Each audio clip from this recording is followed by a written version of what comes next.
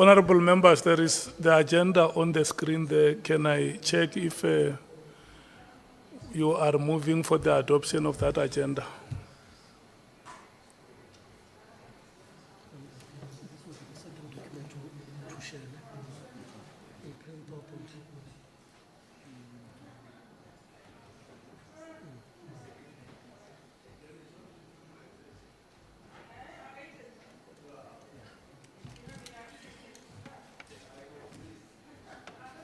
Honorable members, there is the agenda on the screen. Any mover for the adoption of the agenda?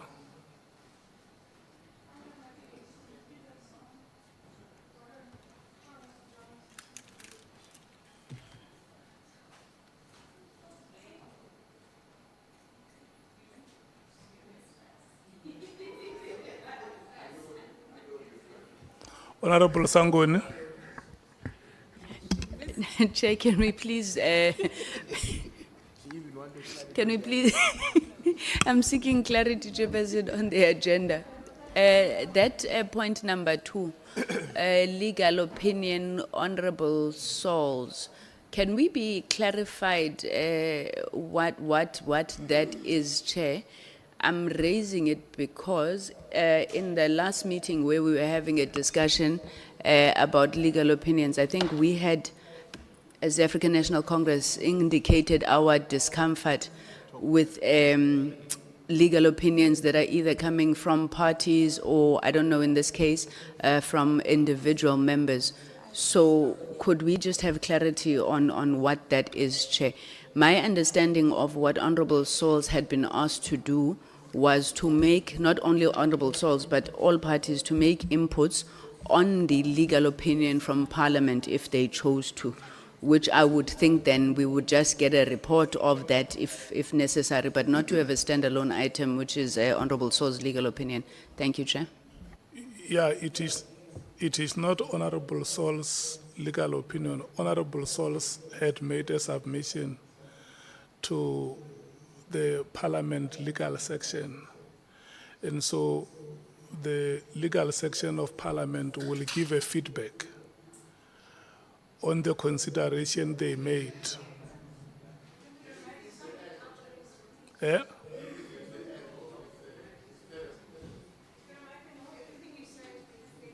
Yeah.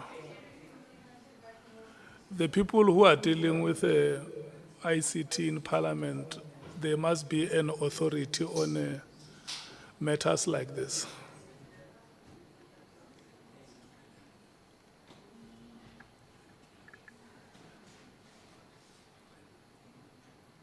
Are you clarified, Honorable Sangon? Yes, I'm clarified, Chair, in terms of what the intention is, but perhaps then we may just want it to read feedback on the parliamentary legal opinion. Thank you, Chair. Yeah. And then do we move for the, with a break? Yes, Chair, we will move for the adoption of the agenda and request that we pause and allow this thing to be fixed.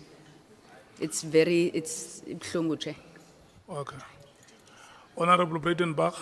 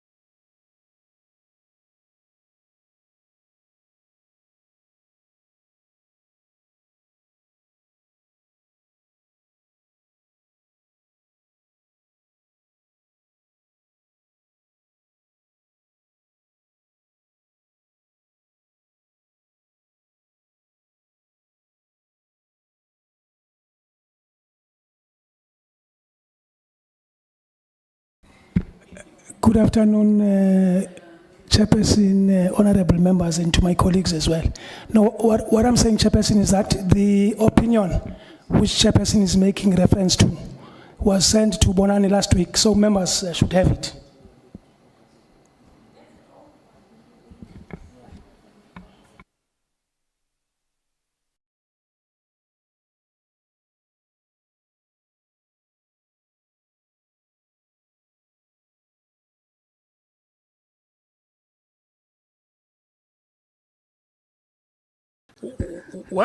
My understanding is that the honorable member wants to check whether the feedback that you are presenting today, is it a written feedback? Yeah, so she's requesting that the copy of the feedback be made available. We sent it to Bonani last week. Members should have it. Okay. Where is Bonani? Okay. It's fine. Bonani will come. SC, good afternoon. Let's start with you. Item number 1 is yourself. May you please take us through your presentation. Good afternoon, Honourable Chair, Honourable members, my colleagues from Parliament and on our side. Chair, we've got, I was going to ask Lerato to present this to the Honourable Committee, but I don't think she can hear at the moment. I don't know what, whether she can, I don't know where's the IT person? Yeah, but she can't, she messaged me and she said, the line is now on mute, I cannot hear what is being said.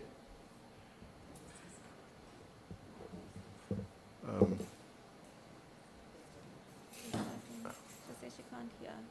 Hmm? She still says she can't hear. She's still not.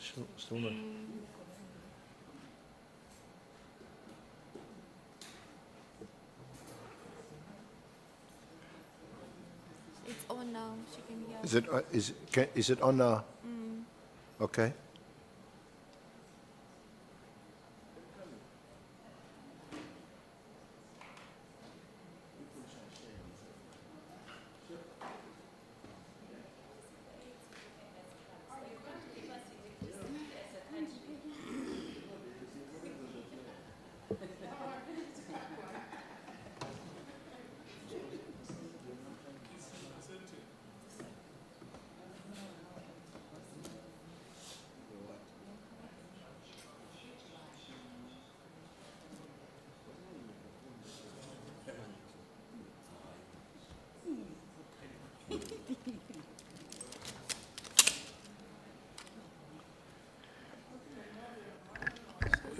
Good afternoon, Lerato. Are you able to follow us?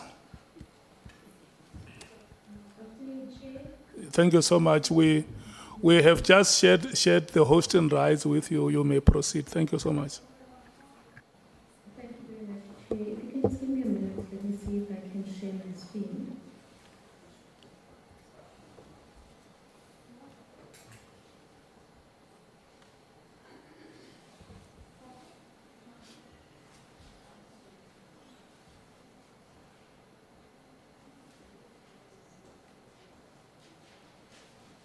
Yeah, no, we can see you on the screen. Your presentation, I mean, you can proceed. Thank you very much. Good afternoon again, Chair. Good afternoon, committee members and members of the technical team. I've been asked by our council team to present our report in relation to the witnesses that still remain to be called and the proposal that had been made by committee members at the meeting on the 15th of October. So I'm just going to go through our report and the schedule, and then we can then discuss what is being proposed. So I think the first thing that I'd like to be able to highlight is that we have been requested to prepare a schedule. I see there's a hand up. Should I pause?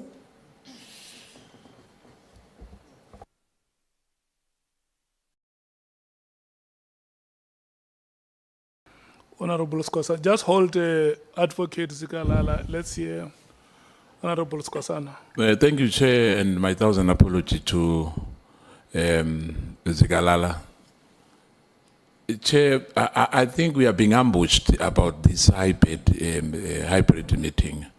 We're never told. I mean, we could have left as well and be somewhere that we thought it's a physical meeting as agreed. I'm not sure whether other members knew about this, that we're going to have a hybrid meeting. Thank you, Chair. Look, the decision that the meeting is physical, we were sitting here, all of us, when that decision was taken.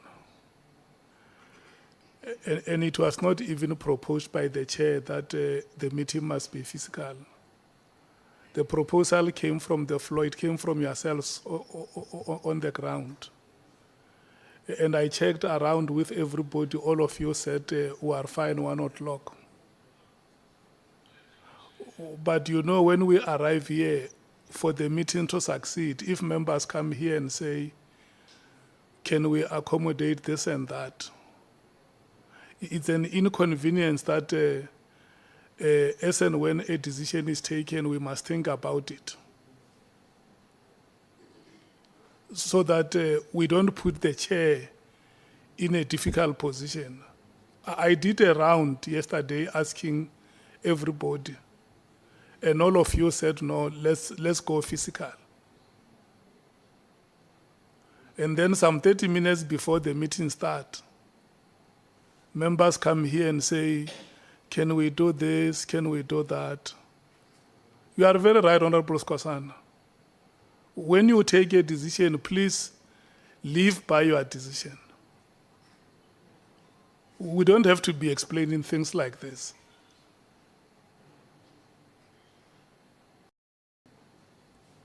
Okay. Can we proceed, Lerato?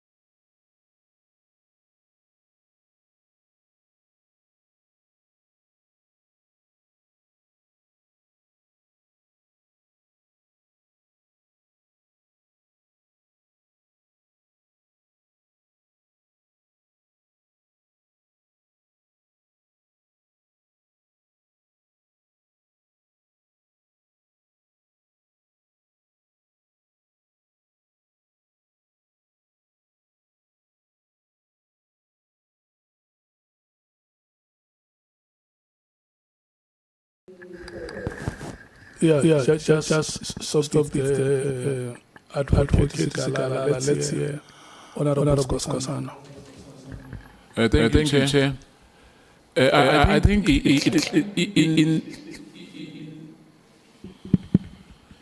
when we started.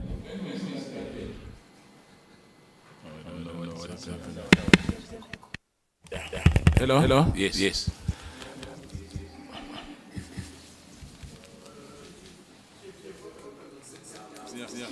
Where is it? It's up there. Okay, let me just. Okay. Yeah, now I'm saying the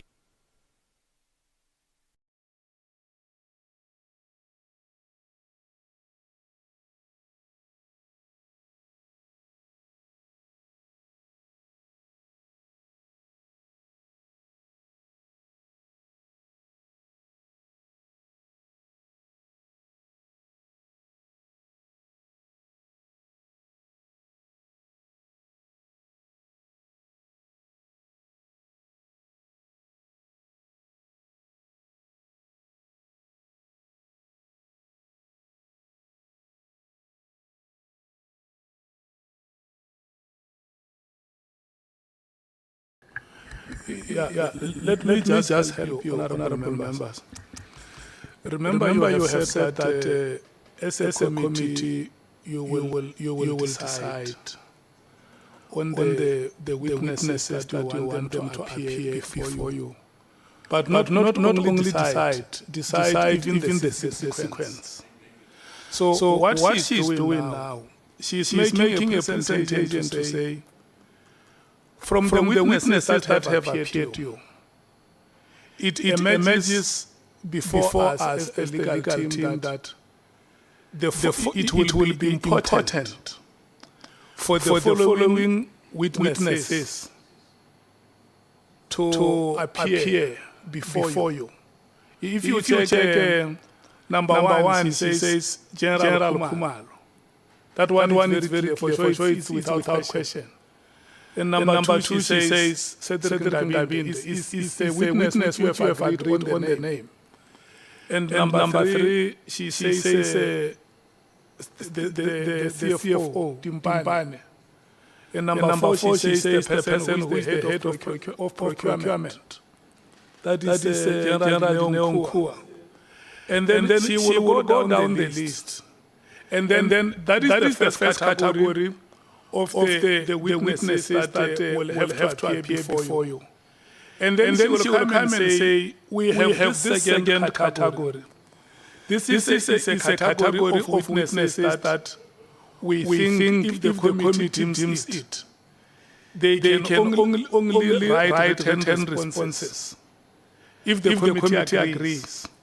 And then there is a third category of the witnesses that so far we are unable to link them with any evidence that has been presented before you.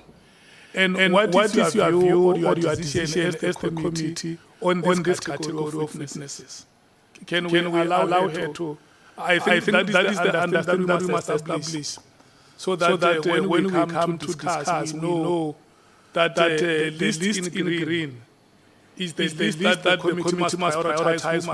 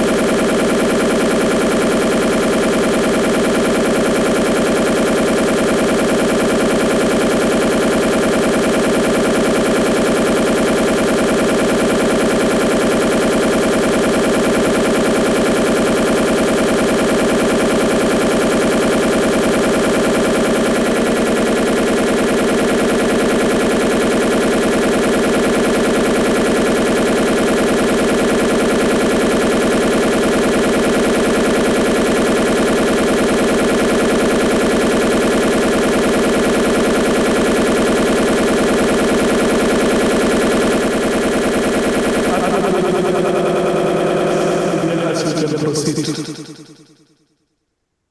Chair, I can hear you. I just want to make sure you can hear me.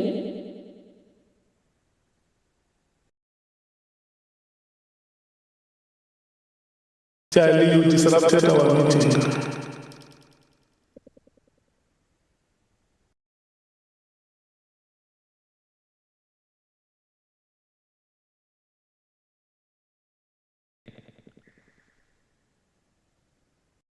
Let me try again.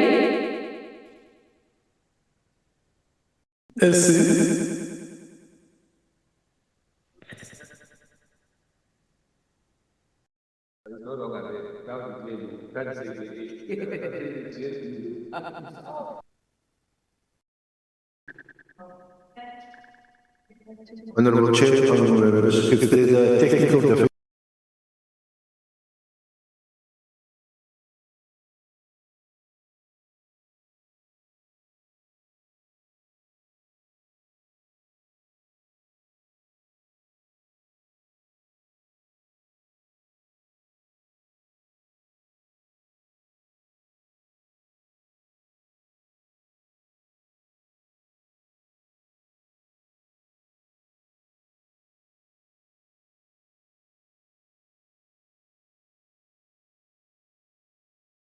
But I don't think they can hear me. we have a hard copy here, yes? Or maybe can you move our item, and if it's possible, and we can have copies made and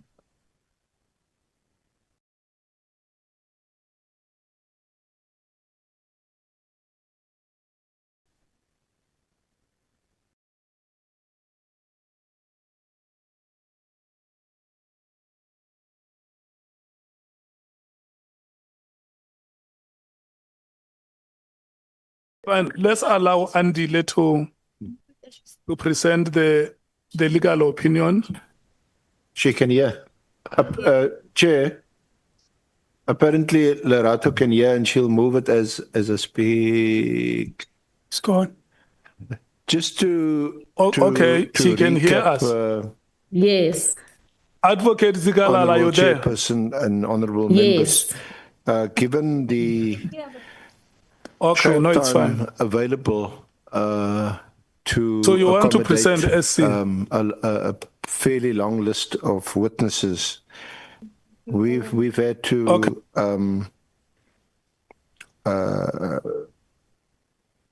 select those witnesses first who, in our view, are necessary witnesses in order for us to at least address the terms of reference of this honourable committee. Some witnesses who do have something relevant to say, but from whom we can get information, write to them, ask them questions, and ask them to respond.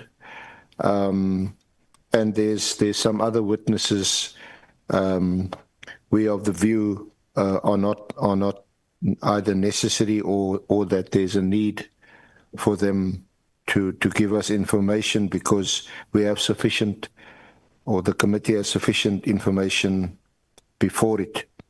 Now, for ease of reference, the blocks that you see there, the green is those witnesses that we propose being called.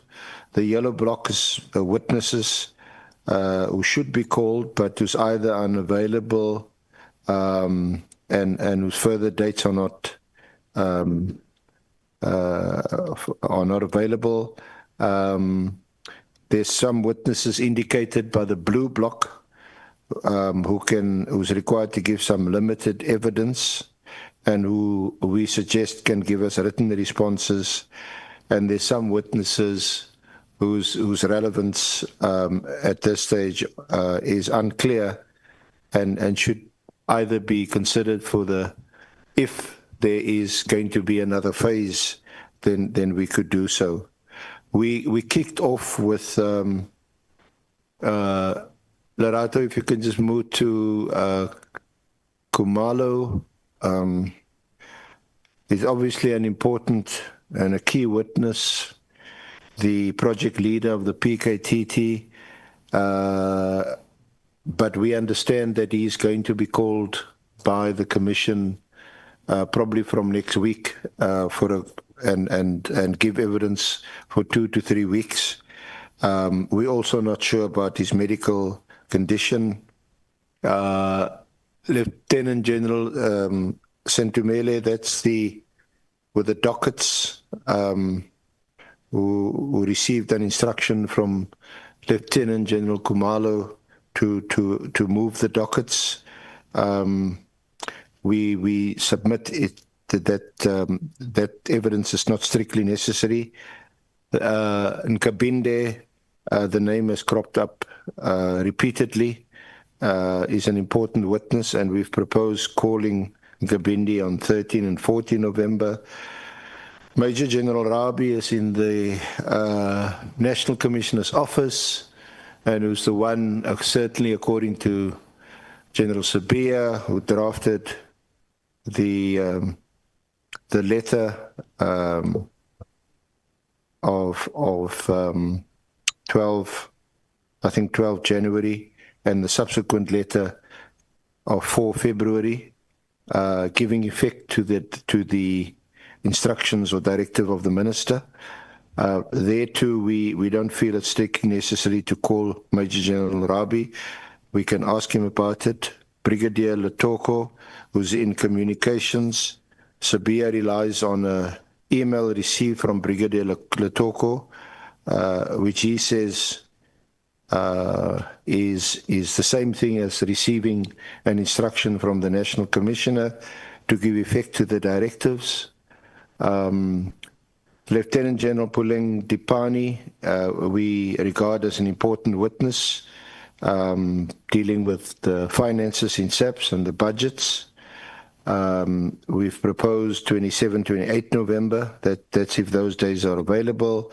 Similarly, procurement, the Medicare contract, although one of our parliamentary comments had pointed out, I think, Tracy, that there is a report from the Auditor General about, is it from you? No, someone in the team said that perhaps we should just get the report from the Auditor General about the supply chain in SAPS and some improvements that had been suggested.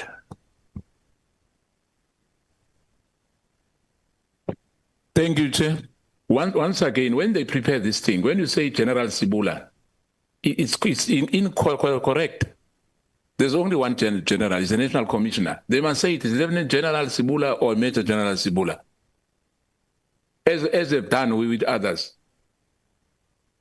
Thank you.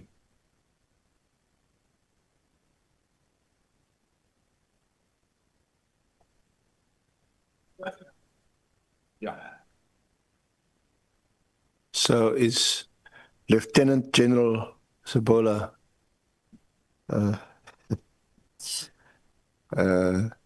we've suggested that the relevance of that witness is perhaps unclear and should perhaps be referred to the Portfolio Committee on Police. Similarly, Major General Mathale, Lieutenant General Mosekile does have relevance, was acting National Commissioner at the time, and we suggest requesting a written response.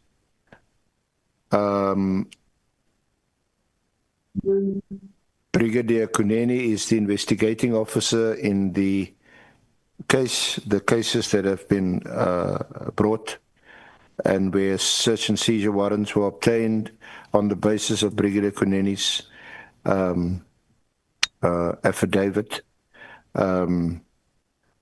We recommend that Brigadier Kuneni's evidence be referred to a later date. Major General Motsepe, we suggest obtaining a written response. Lieutenant General Manamela, we're not clear about what the relevance is, and if called, should be called at a later date. Similarly, General Julius Mkhwanazi, who was mentioned in the context of Ekurhuleni Metropolitan Police Department. General Johan Boysen, I think, I'm not sure, is he retired?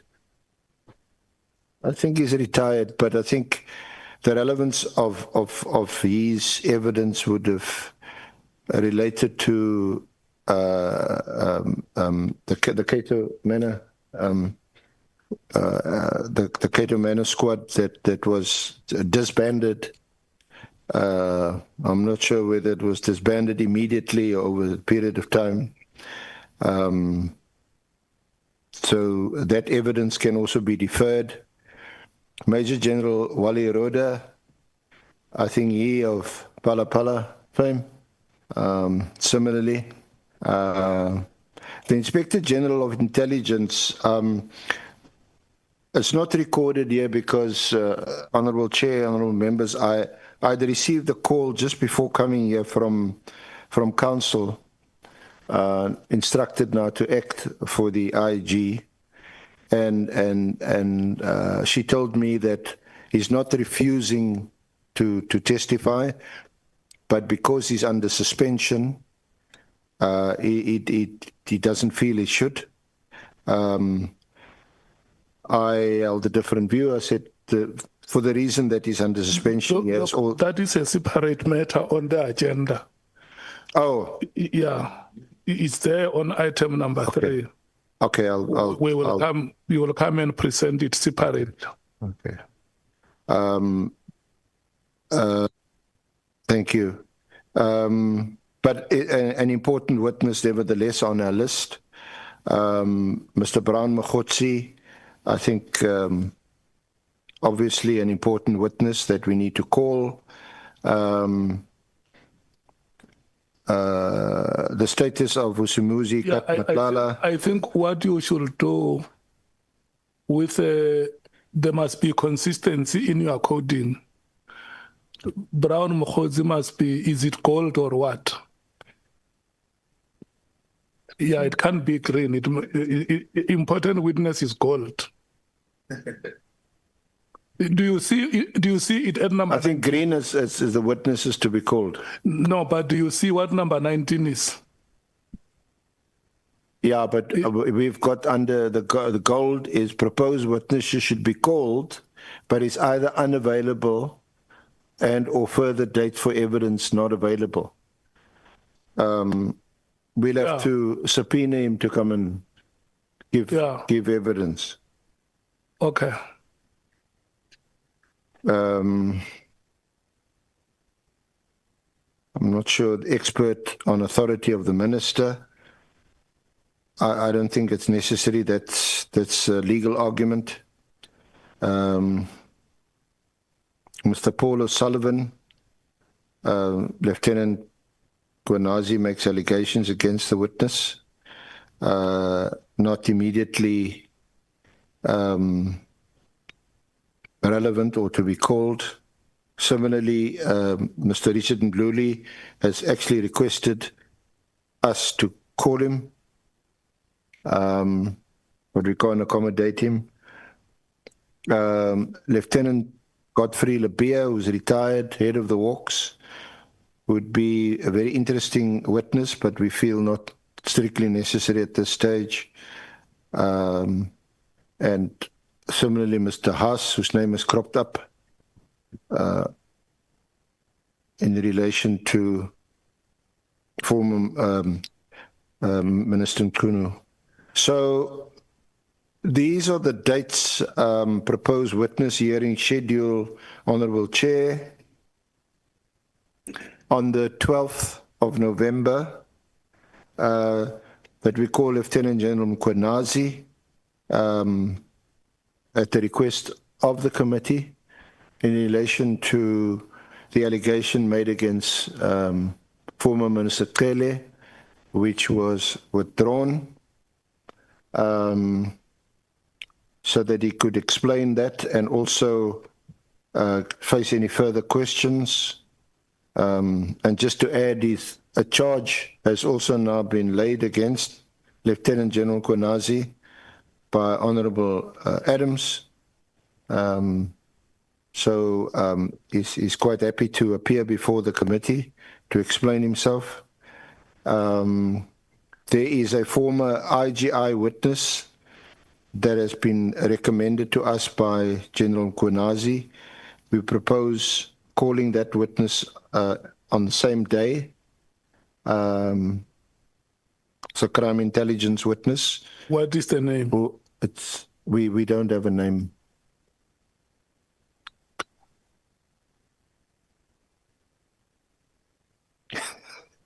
We don't have a name. Yeah, no name, Brand. No, we don't have a name. fine. But it will be a filler because we don't expect Lieutenant General Mkhwanazi to be long when he appears. On the 13th and 14th, Cedric Gabindi. On the 18th, 19th, and 20th, Brown Mkhotsi. On the 21st, the Inspector General, who I'm sure there's no longer need for us to issue a summons, but he will appear voluntarily. 25, 26, supply chain SAPs to address the Medicare contract and other supply chain issues which arises from our terms of reference. And then 27, 28, Lieutenant General Nampani on the finances and budget of SAPs.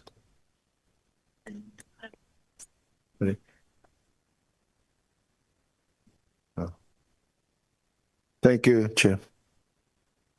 Okay. Of course, we have some witnesses lined up for next week. Should I just a reminder? As Deputy Minister Boshielo, Acting Minister Kachalia, so all one day, Boshielo one day, Kachalia one day, and then 6 and 7, IDEC, the head of IDEC, Yeah, so Andrea Johnson. What you are saying is that next week, Tuesday, That's next week. is Honorable Bushielo. And then on Wednesday is Honorable Kachalia. And then on Thursday and Friday is IDEC. Yes. Is that Johnson? Yes. Thank you, Chair. Okay. I want us to go back to the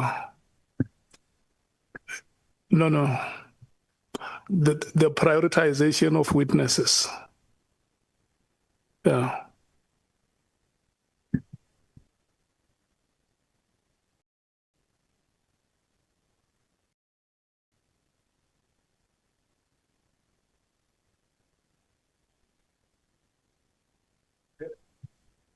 Honorable Skosana.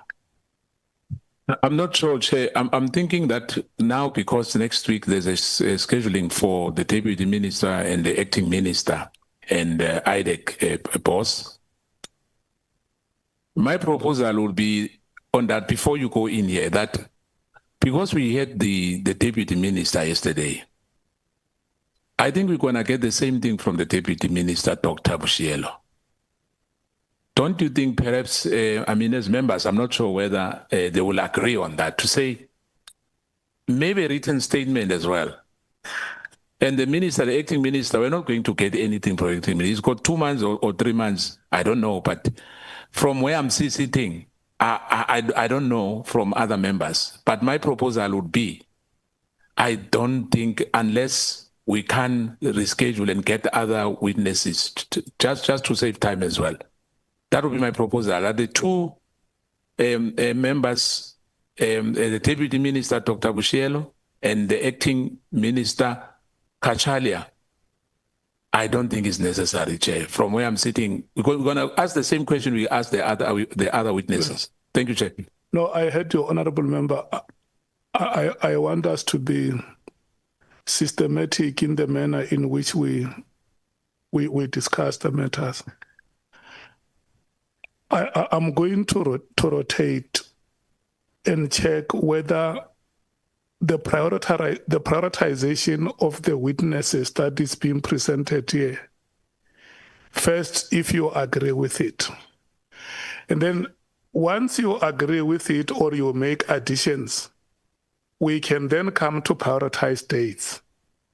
If you feel we can move them a bit earlier, depending on their availability and this and that, then we can move to that aspect. But now, there is a suggestion.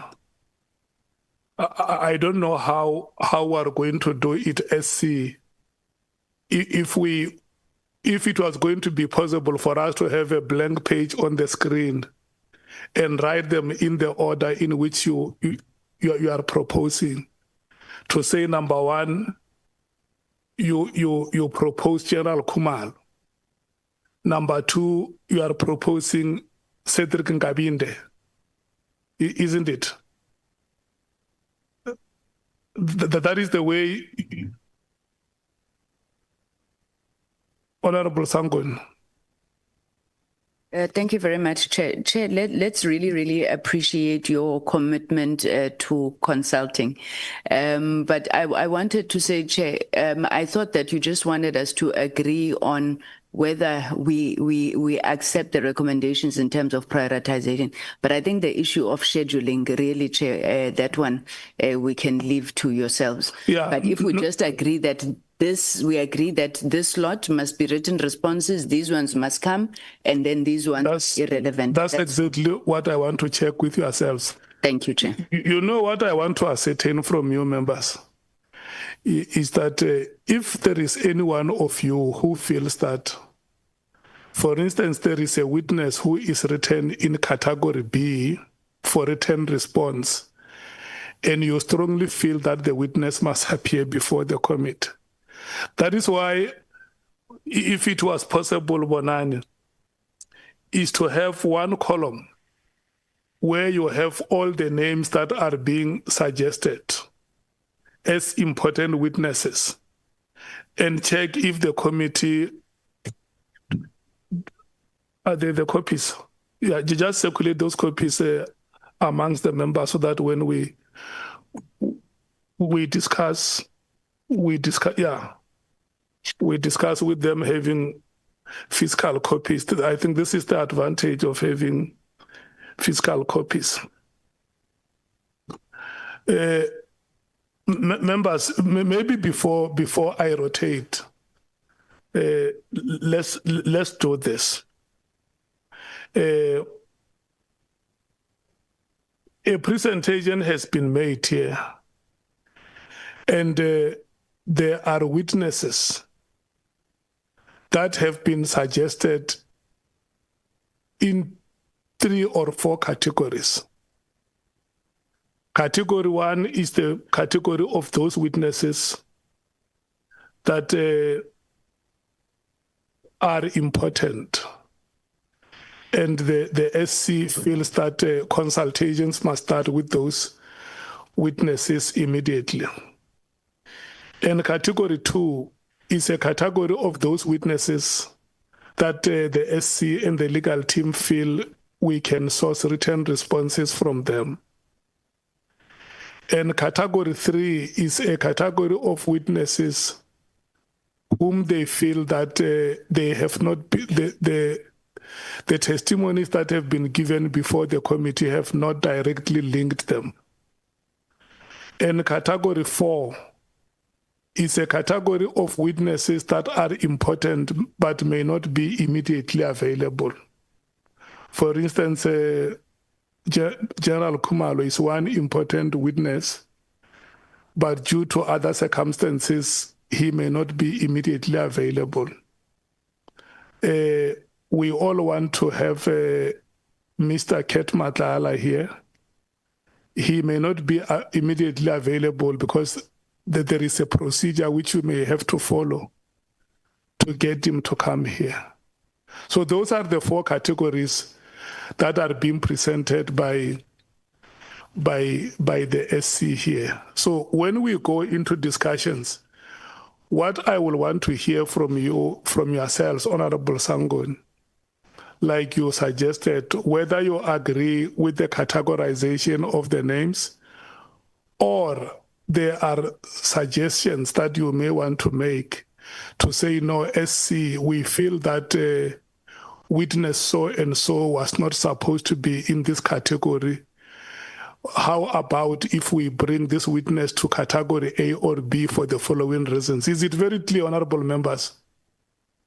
Is it very clear? Okay. Are you ready to start the rotation? And then after this discussion, we will then, if you want to prioritize the dates, like what Honorable Skosana has suggested to say, instead of bringing the witnesses that you want to bring next week, let's remain with IDEC, because IDEC, you still want them next week. And then if there is a possibility that we can bring Nhlanhla on Tuesday next week, let's bring him on Tuesday. Yes, but we must also consider that some of the witnesses' consultations still have to happen, and that we have terms of reference that say you need how many days to produce the sworn statement? 3 days. Yeah. Okay. Honorable Nhlanhla, your hand was up. Is it you or Honorable Sangon starting? It's me, Chair. Thank you. I think let's Chair, welcome the presentation and the proposals from the legal team. Chair, I think we understand the situation of General Khumalo. I think it was publicized all over the public space. All I think because there's a point where the legal team says the medical status unknown. I think the best we can do now is to try follow up if whether we can be able to deal with his testimony sooner when he is able to. Then Chair, we've got number 10, General Musikili, who was at the helm on the time of the cause of action, where she was the one in office when the entire cause of action took place. I think it will be important that because if you check the different testimonies that we've already received, there is a lot of impasse or gap in between that time, whether or not there was a direct instruction from the National Commissioner's Office and all that. So I think it will be important to have General Musigili appearing in person. Chair, then number 17. Inspector General who refuses to come and appear before Parliament. I'm not quite sure. That matter is item number 3 on the agenda. Oh, it's still coming, Chair. We will discuss it separately. That's fine, Chair. I think all we can also advise is that the legal team must therefore start immediately to start consultations after this meeting so that we don't have a lot of gap in between the weeks where we're supposed to. You supported category A of important witnesses with the inclusion of General Musikili? Yes, Chair. Okay. Thank you. Honorable Sangon. Thank you very much, Chairperson. Chair, I'm not sure if I know that when Advocate Zigalala was presenting, she explained the issue of the dates, the number of hearing dates that we have being 11. But when it comes to, for example, witnesses like number 24, Auntie Mary, Mr. O'Sullivan, Mr. Mdluli, I'm not hearing why they cannot be called or why they are in the yellow category. Is it because we don't have time to see them? But the intention is that they would be coming. If I could just be clarified on that one, Chair. Chair, we really, I think, firstly, just want to support. I hope I'm not speaking out of line. We want to support the proposal that had been put by Honourable Skhosana around the Deputy Minister as well as Minister Kachalia, that perhaps written statements would suffice in that case. I'm hesitating, Chair, because we don't want this list to grow again. But on the issue of Lieutenant General Sentimule, she's the one who had the issue of the dockets and the moving, then defied the National Commissioner when the pictures had to be taken. Then Lieutenant General Mkhwanazi didn't want to receive. I think that one is. It was Brigadier Motsepe who refused. Who refused the pictures. Motsepe refused the pictures. Sentimule was the one who was refused the return of the dockets. Okay. What General Spear said was that both General Sentimule and Motsepe were under his line of authority. Okay. Yes. No. We stand corrected then, Chair. So we have nobody else to add. Thank you. But we support the person who refused pictures from being taken was Brigadier Motsepe, in terms of the testimony of General Spear. So Chief Whip, do you want to say something? Okay, so your proposal is that let's include General Msikiri, who was acting during that time. And then secondly, listen to me, honorable member. Secondly, that there is other category of important witnesses like Professor Mary de Haas, who unfortunately dates are unallocated because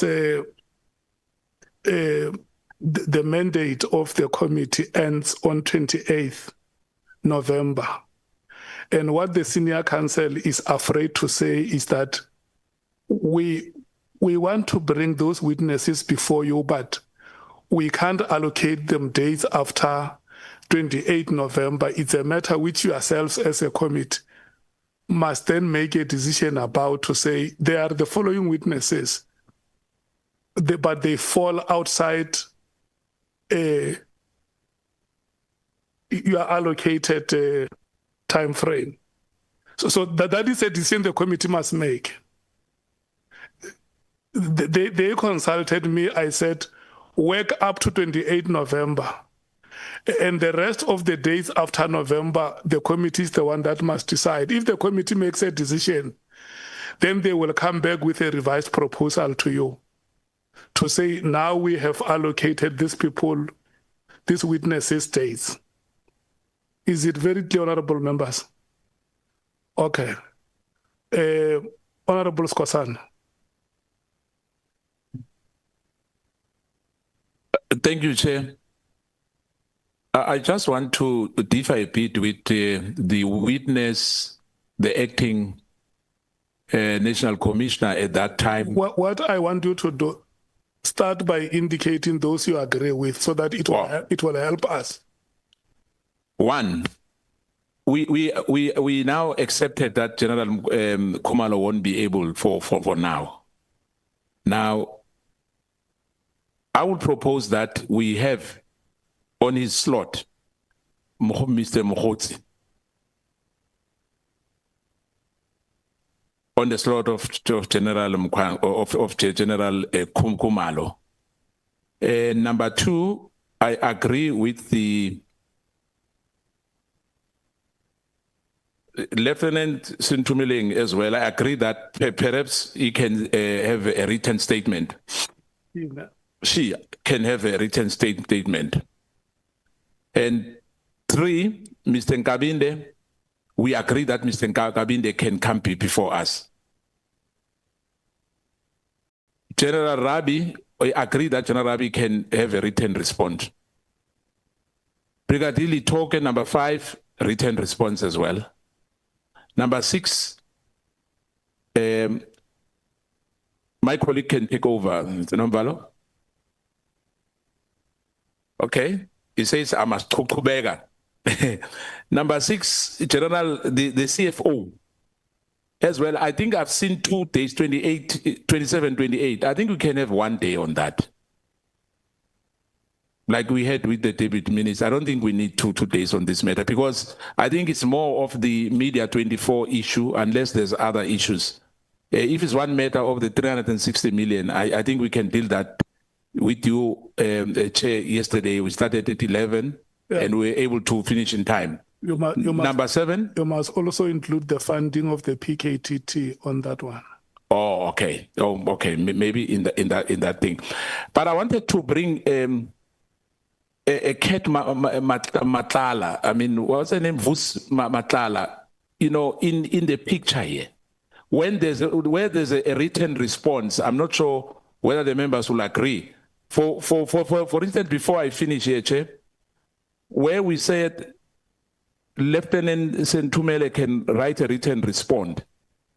I'm not sure whether we are going to deliberate that matter for the whole day, but if it's possible, if arrangement can be made, let's have Vus Mathale after Brian Mkhwanazi. Then when we go down to the last almost one, General, again, an error because, you know, when the document is like this, I normally don't want to be called a doctor, I'm not a doctor. And there's no General Sibula. Not sure whether it's Lieutenant or he's Major General. It has been corrected on the screen, remember, it's just that this document was already written, yeah. Yeah, me I've got the paper. But you saw it, the correction was... Now, it says relevance on proposed witness unclear. We recommend this person, the matter be referred to a portfolio committee on police. That is open for debate. But for me, as well, I don't think it's necessary to have him, unless there's a written response as well. Major General Mkhwanazi, I don't know, maybe the other members who propose the name, they will have some input on that.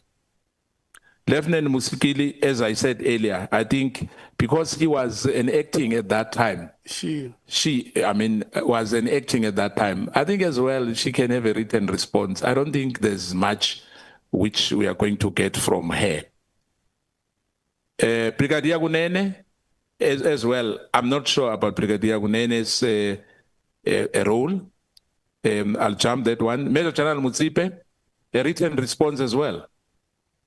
General Malamela, the issue of General Malamela in this list. Malamela is a very important witness as well, not to come, perhaps a written response, because she's been out of work as a provincial commissioner for some time now. And hence we are having problem in this country that this issue of acting in the state institutions, government, is a cause for concern. I think if she can really have a written response like others as well. Julius Mkhwanazi is a very important witness. If you remember the issue of the Blue Light Brigade in Eguruleni, between him and Vus Mathale, we need to get the truth. Thank you, Chair. Honorable Nomvalo. Yeah, no, it's just a clarity-seeking question, Chair, to the legal team. That is there a need to still allocate 2 days to witnesses? Because the observation that we have made here is that there are some witnesses that you are allocating 2 days. I think previously it was understandable because of the nature of evidence to be tendered by witnesses, and also some of the witnesses were expected by the nature of their duties that they held in SAPS, were expected to assist the committee in all the terms of reference. Like if you talk about General Nhlanhla Mkhwanazi, his evidence by its nature was very vast and it required 2 days. The former, the National Commissioner and others we have made here is that there are some witnesses that you are allocating 2 days. I think previously it was understandable because of the nature of evidence to be tendered by witnesses. And also some of the witnesses were expected by the nature of their duties that they held in SAPS, were expected to assist the committee in all the terms of reference. Like if you talk about General Nhlanhla Mkhwanazi, his evidence by its nature was very vast and it required 2 days. The former, the National Commissioner and others. Now, is there a need, Council, to have, to allocate 2 days, for instance, to Lieutenant Gen, for instance, and others, to Ngabinde, because our understanding is that they need to assist us to certain aspects of the terms of reference, not to the terms of reference holistically. So don't we maybe need, considering the fact that we are running out of time, what we desire is having witnesses, different witnesses every day from Monday to Thursday or from Tuesday to Friday, because we're running out of time, so that we can quickly finish the list of. But if the senior council is of the view that that would preclude him from doing his work adequately and expeditiously, then we subject ourselves to that. But our considered view, Chair, is that we must consider the issue of time, the allocation of time to witnesses to 1 day. What we experienced yesterday was very ideal, to have a witness being questioned from the morning. And mind you, we started at 11 o'clock. And by 2 o'clock, the senior council was done. When members came in, they also, conducted interviews for less than 5 hours. So if that can be considered as well for other witnesses, if it is possible. Thank you very much. You have perfected your trade as members. And what you are asking here is whether the question of WhatsApp text and confirmation of hotel payments can really take us 2 days. Yeah, I think it's a matter which you just write it down as CEO will come and respond later to it. Honorable Shongwe, are you fine? Okay, thank you so much. Honorable Breitenbach. Thank you, Chair. We're happy with the list as it is. Thank you. Oh, okay. The MKP has spoken about the name of is it General or Julius Mkhwanazi? Is it General? That they feel is an important witness to your support that? If there's time, we can deal with him, Chair. But as the report, as this list is set out here, we support that. If there's time for anything else, then we have no objection to it. Okay. Honorable Cameron. Chair, I speak on behalf of the DA. We're done.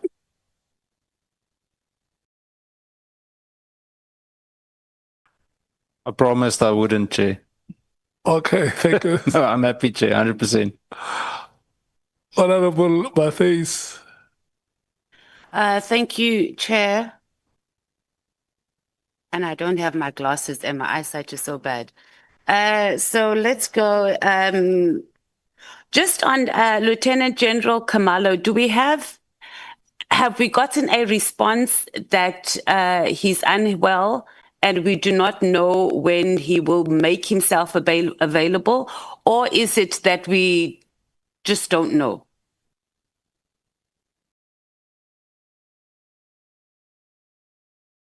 You didn't hear me, Chair. So just on Lieutenant, the report Chair says we are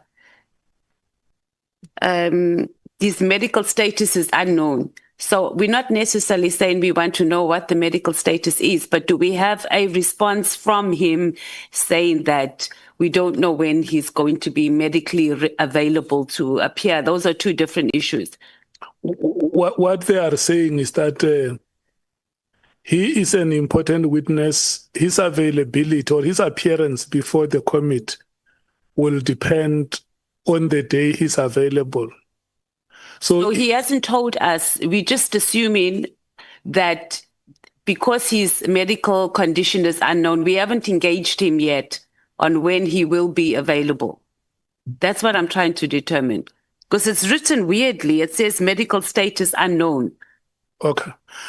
So you come back to that. No. Oh, okay. I want the matter to be clarified when you are still on it.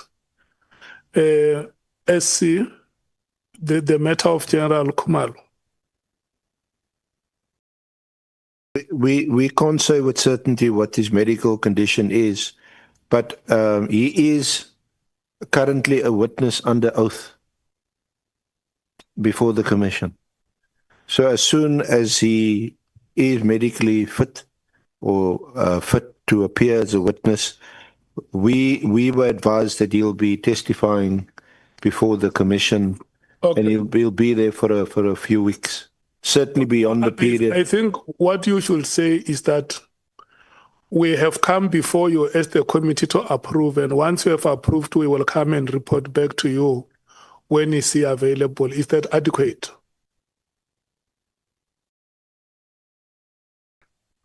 But I think to anticipate that issue aspect, he is not going to be available certainly this year and before the 28th of November.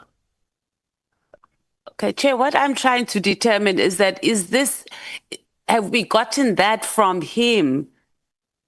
Not us making the assumption, have we engaged him? Or are we just assuming that because he's still with the commission, has there been an engagement? Because we long time approved that he's appearing here.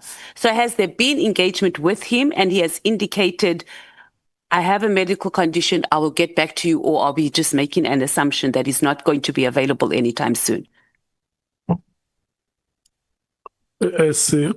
We've engaged with the evidence leaders of the Nhlanhla Commission.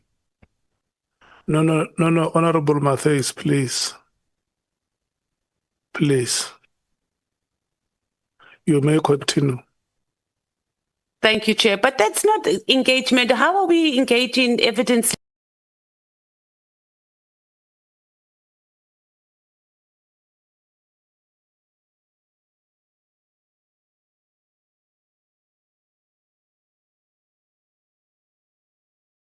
So I think we can just close this and ask our evidence leaders to make direct contact, and let's hear directly from the lieutenant, when is he going to be available to come here?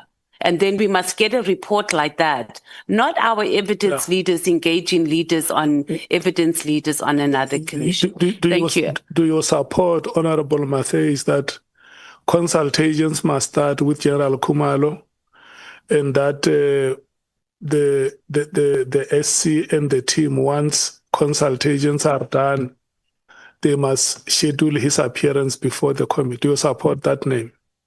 Yes. Thank you. Honorable, was it you first, Honorable Skosan? Yeah, thank you, Chair. I want to support the Honorable Mathale on that, to say we've made it very clear in this committee that we are not a subcommittee of the Nhlanhla Commission. We don't need them. If we have to have Lieutenant General Khumalo here, let's talk to him direct. If he's not finished with what he is doing at Nhlanhla Commission, they've got their own schedule. We've got our own schedule. They've got our own deadline. They've got their own deadline. Thank you, Chair. No, that is a valid point, honorable members, and I think it's carried SC. Honorable Noval. Yeah, thanks once again, Chair. No, there's one submission that I forgot to make, Chair, when I was speaking. In relation to General Lt Mkhwanazi. Well, our view, Chair, is that calling him on the 12th of November, as it is proposed here, might not be strategic for the following reason, Chair. He is the main complainant, that is number one. Two, he made complaints which implicate many people, not only General Cele.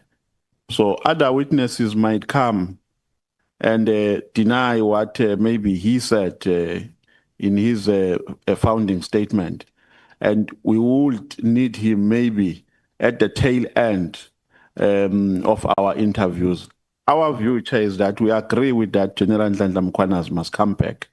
But he must not only come back for one issue. Besides the issues that were raised about him by other witnesses. In fact, besides the issue of him withdrawing some remarks about General Cele, there are other issues that, in our view, needs more clarity from him because they were, the witnesses responded to them in a certain way. And therefore, there is a need for him to come back and give further clarity. So our view, Chair, is that he must come back, but let's wait for other witnesses to come so that we will have an opportunity to note from all the witnesses who will come, all the issues that we require him to come back and respond to in this committee. There's an opposing affidavit. Then he comes back later with a replying affidavit. I think that is a fair process. I know that we are not in a court of law here, but I'm saying it's procedurally fair that you allow a person who is a main witness to come and break the ice. You allow others to come in, those who are relevant in his testimony, to come and explain themselves. And thereafter, at the tail end, you bring him back to come and respond to all the areas that you have identified to be in need of his response. Thank you very much. Yeah, let me respond by saying that the SC in their presentation have the appearance of General Mkhwanazi before this committee for the second time. So you are just saying that the appearance must not be sooner than they propose, isn't it? Yeah, I think it's something that we will discuss when we deal with the rearrangement of the appearances of witnesses. Yeah. Yeah, Chair. No. I think you are summarizing it well, because our concern is that what if another witness comes after he has come to the committee on the 12th of November and makes a statement that requires us to call him again to come to the committee. So we are going to have a topsy-turvy kind of a situation. Okay. Honorable Mngwango Bankasita. Thank you. Honorable Mathale. Are you saying EFF is done? Or was it? No, the indication I got from you was that you were done. No, but we were only on witness number 1. Okay. Thank you. So witness 2, we are in agreement. Witness 2, 3, 4, 5, 6. I also think we need to spend less days there. Also on 7. The only one that we wanted to bring to your attention would be the Ekreleni, which is number 14. Because in terms of reference also speaks to us as looking into metros. It doesn't just say SAPS. So I think this will also fall into that category. And I think we must also just get some clarity on the issue of CAT, Nhlanhla. Do we know how long the process is? I think that is also going to help. Have we done any engagement in that regard? Because that's going to assist us in terms of on scheduling for him to come out of person to appear here. Have we done that? And then on the issue of just to hold you there. oh, okay. So you are saying that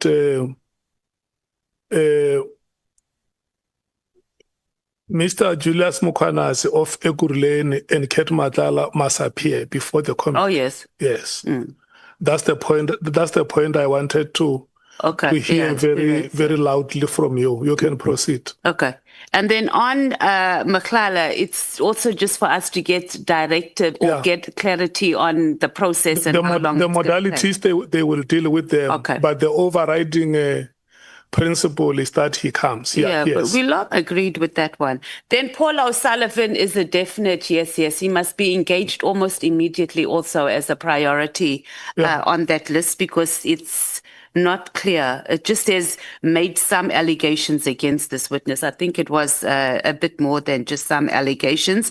We support that was our submission anyway as the EFF anyway, Chair, that we don't have the deputy ministers and the acting minister here. So we support that we can just take their written submissions. And if the need rises later on that we can call them in. And if we can reschedule any of the other witnesses, if we have any witness statements available, that we don't waste the time next week to be able to do that. I think we should also get guidance from the evidence leaders, whether they need more manpower, because it might be something that we need to do to speed up. You can see that the witness list is increasing. And as the ad hoc committee, we should not be doing half jobs here. So if there's a need to increase the manpower there, it must be done. Otherwise, there's no point us even spending all this time if we are not going to make sure that our work is top quality that we are supposed to do. And we are in agreement that we should have sort of that the Lieutenant General Mkhwanazi must come and close, and he'll be able to respond to anything that has been said all contrary to what he has put before us. And thank you, Chair. Are you sure you are done? Wasn't done the last time. Now I'm saying thank you, I'm done. Thank you, Chair. Okay. Bangazitha. Well, thank you, Honorable Chairperson. Good afternoon, honorable members. We are in agreement with the proposal made by the senior counsel and the team.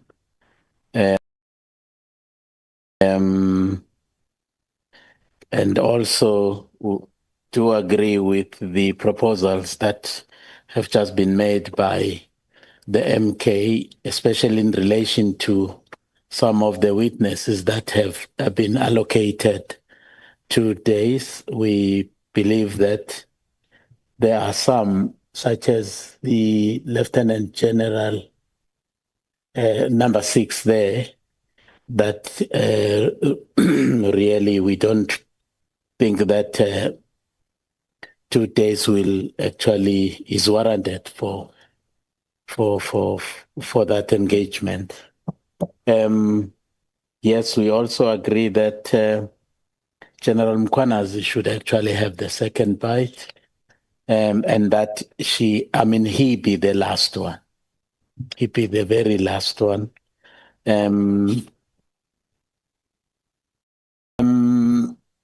Mkhotsi, yes, we would need to prioritize him. He's very central in many respects. And also the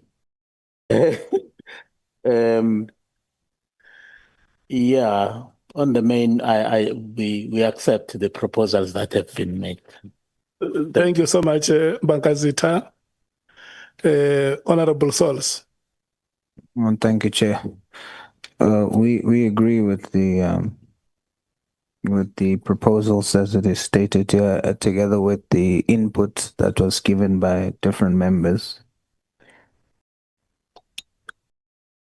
On number 11, Brigadier Konene, I want to understand are we saying that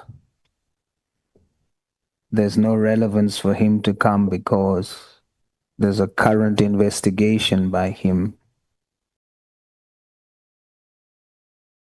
In fact, the protection of such to guard against exposing drug cartels. He has inside information, I would think, on the processes that took place with regard to the PKTT and the investigations that are done. So I think that I just need more clarity on that. Then, if my memory serves me right, there was the name Patricia Mathale. She's been mentioned by General Mkhwanazi. She's been mentioned by former Minister Tlele, Minister Nkunu, and the National Commissioner.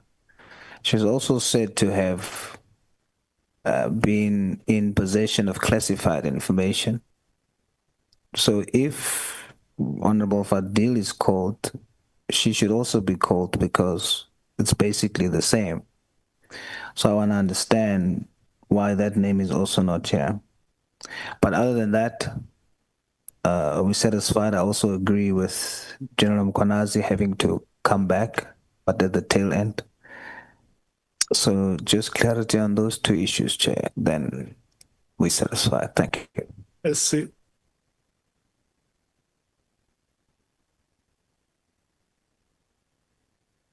Chair, just I'm not sure that I can answer Honorable Souls directly. But just in terms of the program for next week, even if we do not call Deputy Minister Boshielo and Acting Minister Kachalia, it's not going to mean that it opens up or presents an opportunity to call any of the other witnesses we are discussing here today. It's not going to be possible for us to consult, draw up statements, refer it back, and increasingly as people get named and called before this honorable committee, they're engaging their own lawyers. So that takes further time. So it's not going to be possible. And in terms of capacity, we've been stretched to the limit, to the extent that we've been assisted by the parliamentary legal team. We appreciate their assistance. But even with the witnesses that are being discussed today, we're going to be very hard pressed to fill the program in the way that is being discussed. Thank you, Chair. Sorry, I didn't answer Honorable Souls directly. Honorable Skosana. Thank you, Chair. I didn't hear my colleague, Honorable Souls, when he spoke about Brigadier Gunene that is investigating. I didn't hear him well, but I just wanted to make an input, Chair, before you go and give another person a chance. I think it's very imperative and prudent that these issues which are confronting us, I know there's budget constraint, but I think we need to empower our legal team. This issue of consultation, like what the SC is telling us now here, is that they don't have the capacity to run this program. My suggestion would be, depending on the members and the, your budgetary constraint, whether the Speaker will allow us to do that. But I think for us to finish this job, really, we need to revisit. I think they need some additional members for them to be able to cope with what is expected of them. By what the SC has already said to us now, to say, irrespective of what's going to happen with the Kachalia and Minister Kachalia, the acting minister, and the deputy minister, it doesn't make any difference because they still have to have consultation for all the witnesses which we are talking about here. Which means next week we won't be able to do anything.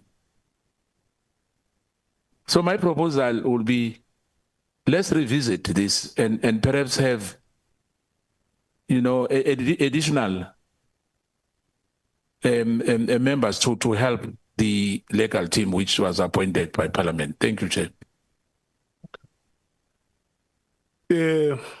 Honorable members, these are the decisions that you have taken.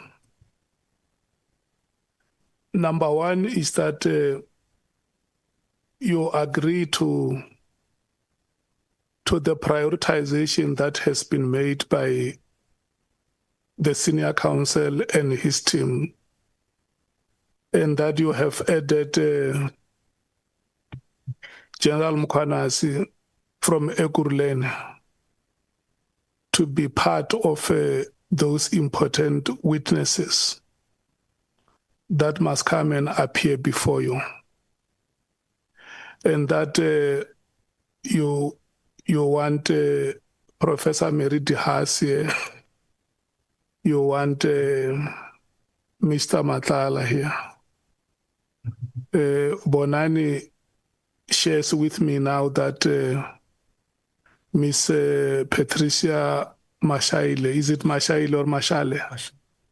Mashale has written to the committee requesting to come and appear before you.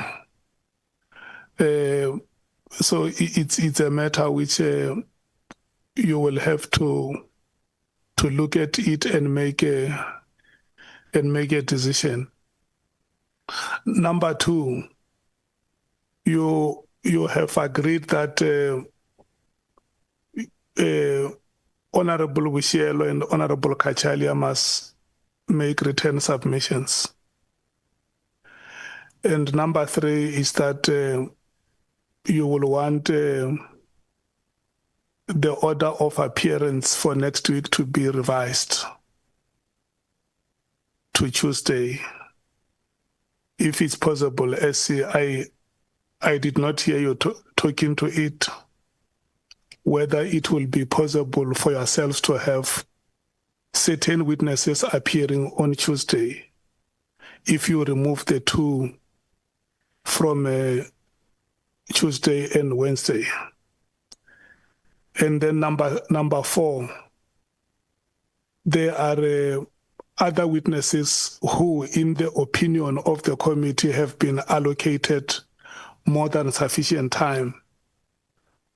What it means is that a witness might have been allocated 2 days when actually that witness could have been allocated 1 day. That is the feeling of the committee. And the suggestion, SC, is that where such could have happened, they request that there should be a revision instead of allocating 2 days. I saw Mr. Cedric Ngabinde as well, apparently is allocated 3 days. Yeah, so you can go and look at that and reduce it maybe to 2 days. Is it 2 days? Honorable Cameron. Chair, just a thought now that you mentioned Mr. Nkabindi for 3 days. No, that he was originally put on for 3 days. Isn't it worth then actually considering dividing that up, making it short, and actually getting Acting Minister Kachalia here? Because remember, and just bear with me for a second, Minister Kachalia came in and he met with all this crisis. He had Mr. Nkabindi in the office with him for the first month or two, and it can be quite short, but it could be could be worth it. He could probably give us a very good overview of exactly what the state of the police ministry's office was/is when he came in. So just a thought. No.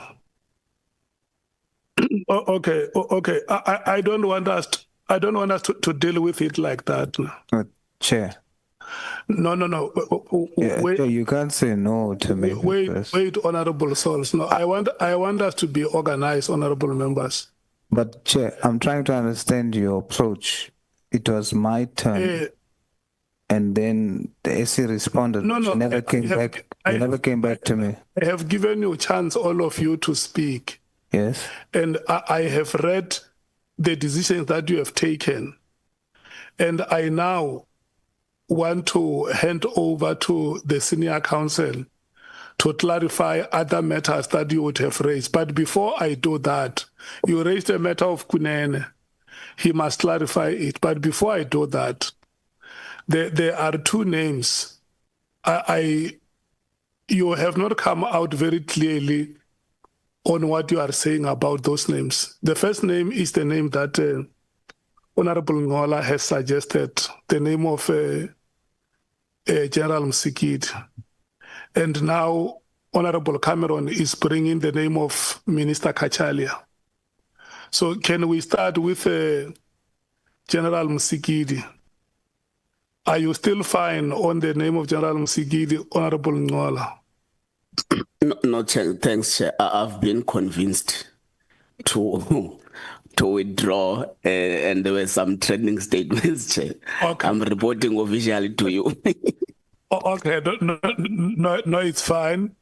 The name is no longer on the table for discussion. It falls back to written statements. And then Honorable Cameron is suggesting that Honorable Cachalia must be retained next week. Can I get your views, honorable members? Chair, I just want to say, do you want to start by motivating, or you are reconsidering? No. I just wanted to say, whoever threatened Honorable Nhlanhla, we can invite them to come and testify as well. Okay, can I start with you, the ANC? Honorable Cameron has proposed a motion here that Honorable Cachalia must be retained for next week. Thank you, Chair. We have no fundamental opposition to Minister Cachalia appearing. I think we just need to look at the time, though. That is a very diplomatic answer. So you are saying whatever decision the meeting takes, you agree? Exactly. Okay. We are supporting, Chair. Thank you so much. Honorable Nomvalo. Yeah, no, Chair. Our genuine conviction is that his testimony is not going to add any value to our fact-finding mission. But because there is nobody who's available next week, so we can take him. Yeah, that's the only reason we're supporting. Other than that, Chair, we don't agree. Thank you. May I pass? Okay. Honorable Mathale. Chair, the acting minister is in Vietnam. He clearly has no interest. Where is he? He's gone on a trip. It doesn't matter. He left the country in the state with 2 commissions running on his department. So I don't think we can take him all that serious. In any event, even though we've allocated that time, I think we have the option, at least the evidence leaders will be released to deal with serious taking statements from serious people. If the need arises later on, we can also call him. We haven't finalized. There's also still the issue of President Ramaphosa that we can deal with later. But the EFF, it's a hard no. Honorable Sols. Chair, I must stress my disappointment in your approach when you've given everyone an opportunity to comment on the proposal. And if there was points of clarity, the SC would respond, and then you would go back to that member. With me, you don't come back to me, and now we're discussing something else, and I need to wait for you to raise it again. I mean, that's a bit unfair. what I would have expected is right after the end, and Honorable Skosana came afterwards and did not understand what I was saying. He also asked clarity on what my response was. But that opportunity wasn't given. Now I need to wait for a round to go for something else, and I think that's wrong. And now I need to participate in something that was not a part of what I was putting forward to the House.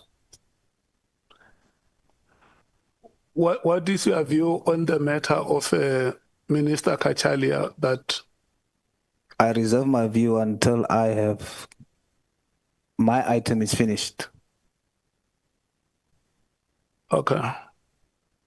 I'm not going to come back to you. I'm making a decision. There is a view that Honorable Kachalia should come here next week, SC. That is the view of the majority of members.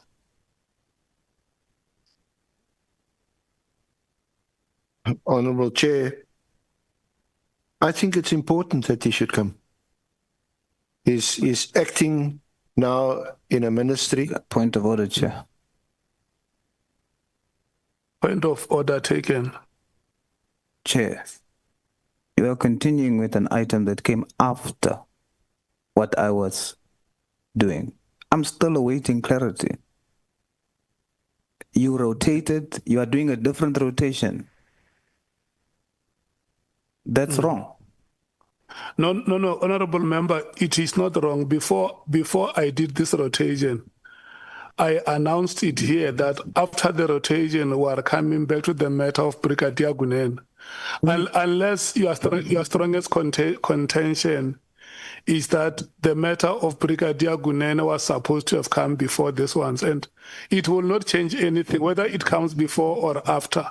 There will still be clarity and a decision about it. No, Chair, you only mentioned it again when I raised my hand to ask. You went from after the SC has responded.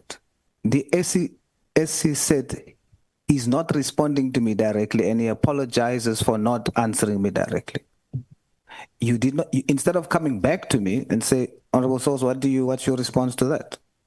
You totally disregard me. You continue with the meeting, add something else, and now I need to participate in a different round of rotation. What I'm requesting is for you to treat me like you've treated everybody else. If they had clarity for the SC responded, and then you went back to them. Why don't you come back to me? Yeah. No, there is no way you are unequally treated, Honorable Sol, because your matter has not disappeared. And I'm ruling your point of order to be a point of delay. You are delaying my response, Chair. No, your point of order is a point of delay to the meeting. But my point of order is part of the meeting and my participation, but that's why based on your rotation. That's why I say the matter... Every single party asked to respond to the SC. You didn't allow me to respond. Honorable Sol, if we can please listen to each other. Because the matter which you raised, the time is now for the SC to respond to your matter. So now he's going to respond. What you were doing now is talking about the acting, you're talking about the acting minister. I'm giving him time now. When he finishes on the matter of the acting minister, he is going to the matter of Brigadier Gunen. But the matter of the acting minister came after mine. You don't have my input on the acting minister. So how do you then make a decision? Because my input of the acting minister is not there. You overrided my participation again. I'm very patient with you because... No, I'm equally patient, Chair. The matter of Brigadier Gunen is the latest matter which was presented by you when the matter of the acting minister, whether he must come next week or not, has been presented earlier. Which was passed, and there was comments made. Honorable Cameron came after, but you then brought it back. Do we really have to? We don't. All you have to do is allow me. All you have to do is allow me to do what everyone else has done. That's all you have to do, Chair. Treat me the same.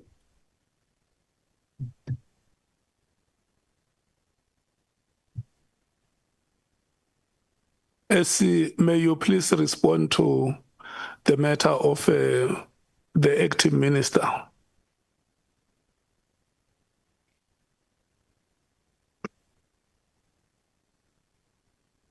Chair, firstly, both in relation to Deputy Minister Boshielo and Acting Minister Kachalia, we have spent time consulting with them. We have spent time drafting statements and exchanging these statements. There was a further consultation today with Deputy Minister Boshielo.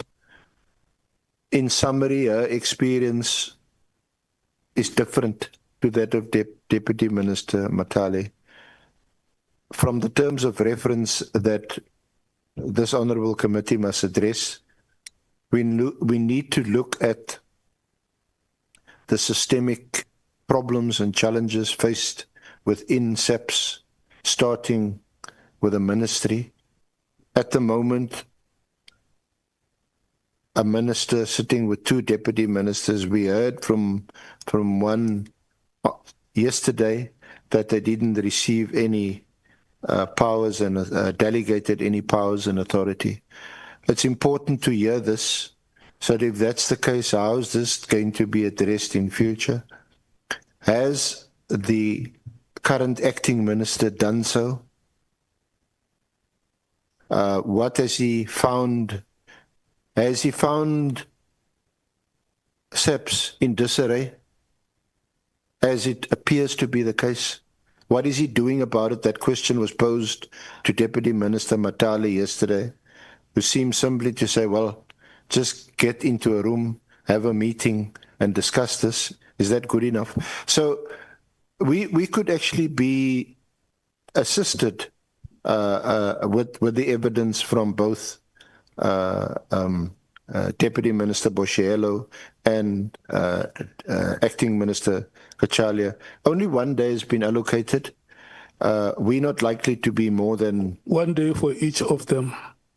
Sorry, Honourable Chair. You say 1 day each. Yes, 1 day each. It's been prepared. So instead of having these gaps, we have now requested, I think, the head of IDAC to move on 2 occasions. Your strongest view is that let's have those featuring next week. I think let's stick with the program for next week. Boshielo, Kachalia, Johnson. We will obviously have to take stock and take into account what has been requested here today in terms of fast-tracking some other witnesses. We'll have to make our own internal arrangements to make that possible. If it is possible, assist our parliamentary colleagues to assist or request. If not, request some further assistance to do that. But I think for next week, if I can respectfully request or suggest that the program stay as it is, and we'll look at the remainder of the program from the following week onwards. Well, we've PA coming next week. Chair, just to qualify whatever's been said here today, you will also recall that we had been told that the life of this committee had been extended until the 28th of November. We had to work backwards to make provision for us to draft a report to present to this honourable committee, for you obviously to discuss it and debate it, make your inputs, and we'll probably have to go back and revise it, finalize it, and then for that to be presented to the Speaker for the National Assembly to discuss it. So we worked backwards, and that is why the initial program was cut off for the week after next.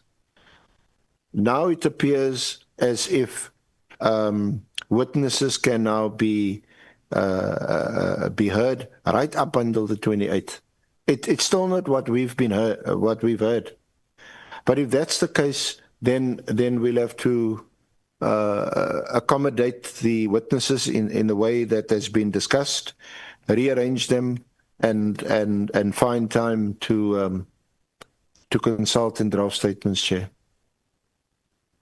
And then what is your explanation to the matter raised by Honorable Sols? About Brigadier Kuneni.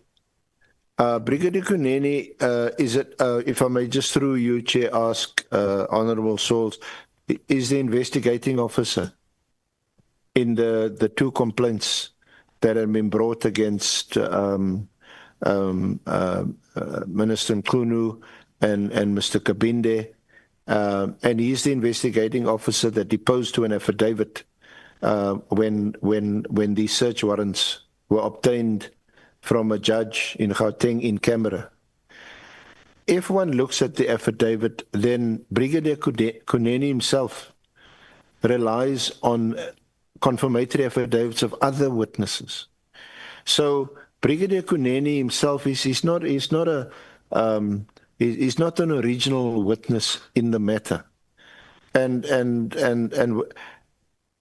may I suggest, if it's a kind of a middle way, is that we also address questions to him to respond, and if another window opens up, we can consider whether or not he should be called. But our view is that at this stage he's not a necessary witness. So Thank you, Chair. You suggest that we have a written statement from him, and then on the basis of that evaluation, a decision can be made. Yeah, because the only basis to evaluate whether he is a necessary witness or not is his affidavit in the search and seizure. And I speak subject to correction, but my recollection is that that too is based, it's a hearsay kind of affidavit based on other witnesses, and we have asked for those affidavits which we haven't received. Thank you, Chair. Honorable Sols. Chair, once again, this exercise that just happened could have happened earlier because the SC didn't respond in the way he's doing now. But for the sake of progress, Brigadier Kunene, just so that there's clarity, so people don't think I'm talking about Kenny Kunene. Brigadier Kunene, as the investigating officer, up to now, we are still asking whether there is the protection of drug cartels. Brigadier Kunene is actively investigating this. We don't need to talk about the actual investigations that he's busy with, but he can share light perhaps on evidence around that allegation. He can give us information on whether or not there are drug cartels that are being protected, because up to now we still don't have that. So I see relevance in having Brigadier Kunene. On the name Patricia Mathale, Chair, you say that we will discuss that, but in the same way as we are discussing the acting minister and others, we should discuss that now also, because she's been mentioned by the main witness, by other witnesses that was here. It was said that she has confidential information, just like Honorable Fadil Adams. So in the same way, we should decide now whether Patricia Mathale is coming, and we should decide now whether Brigadier Kunene is coming to provide essential proof and evidence on the protection of drug cartels. Honorable members,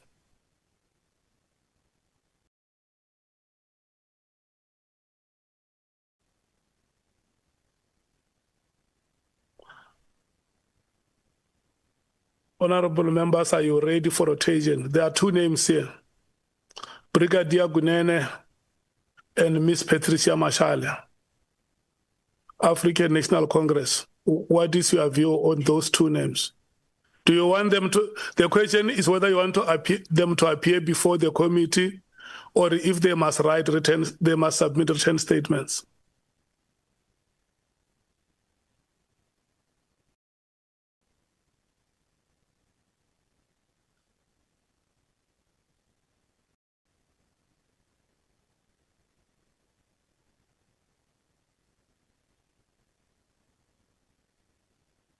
Honourable Chair.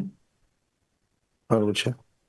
I think I've made a practical suggestion with respect to Honourable Sauls, is that we pose those questions to Brigadier Kunene. We will have a relook at the affidavit. Yeah. When he responds, let me stop you there, SC. You have explained the matter twice. He's not convinced. And so it is only fair that we rotate the matter to the members to decide, so that it must not be a matter between you and him and the chair. It must be a committee decision.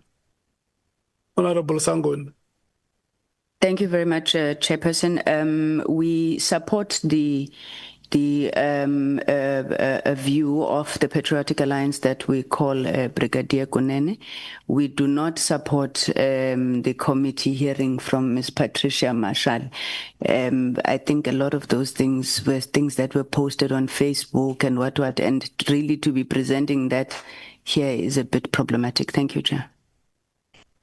Honorable Skosana. Thank you, Chair.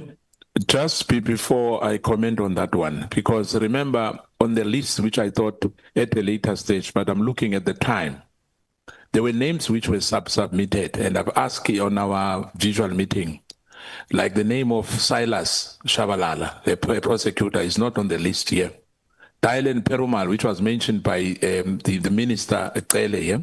Brian Padiach, which was mentioned as well by General Mkhwanazi, they are not on the list. Patricia Mathale as well, and the one now which we are talking about, the issue of Kunene. I don't have a problem of Kunene coming here. If need be, can have a one day, if we can, with our heavy schedule. I think it's very important as well if he does these drug cartel issues for him to appear before us. But at the later stage, I'm still going to raise these names which were submitted, and they've been mentioned many times. You know, the Perumel issue, the Brian Badiache, Sunel, who works with IDEC, where the problem is, which I thought that Khumalo will come, but at a later stage. On this one, I support the issue that he can come, Brigadier Kunene. Honorable Shongwe. Honorable Cameron. Thanks, Chair. We say that there is no need for Patricia Mathale to come here. She can make a written submission if need be. And if there's time for Brigadier Kunene for half a day max, then sure. But I think, in my opinion, we need to consider that statement some kind of a written submission. It's not just, I don't think that's going to be significant in terms of the broader fact-finding mission. If the council prefers that they just write a submission or answer written questions, we are happy to support that. Thanks, Chair. Okay. Honorable Mathale. We support the PA's submission, and I do think Patricia Mathale, she's come up quite as much as what's the other one? Auntie Mary, as Uncle Tele has been saying to us. And I think this is an opportunity. They're always on social media. So this is the opportunity for them to come in an official platform and us to question it and put this matter to rest once and for all. So yeah, we are supporting that, Chair. IFP.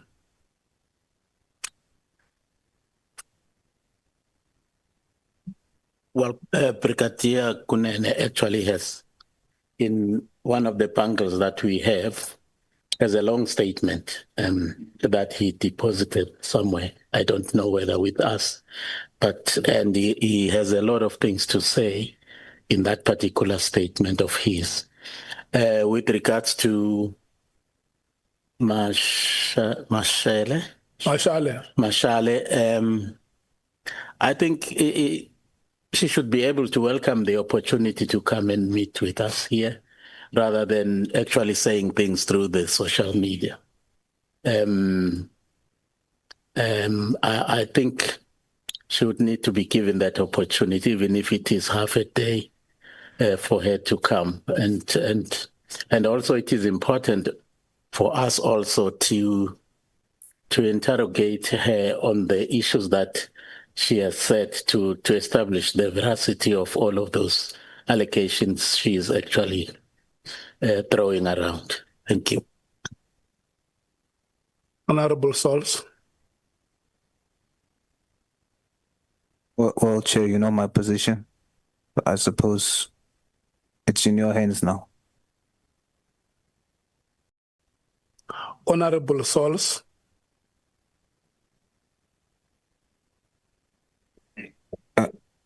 What is the expectation, Chair?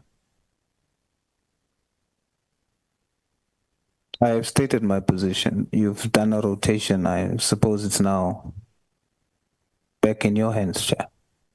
No. We're not deciding one matter here. There is the matter of Brigadier Gunene, where your view is very clear. There is a matter of Miss Patricia Mashale. Those are both matters I've raised. You support both matters? I'm the one who put the motion that you... Do you support both matters? I'm the one who put the motion, Chair. Okay. It's fine. Thank you so much, Honorable Source. Members, we have come to the end of the rotation, so we will include those two names on the list of the witnesses. And we will retain Deputy Minister Bushielo and Minister Kachalia and IDEC for next week.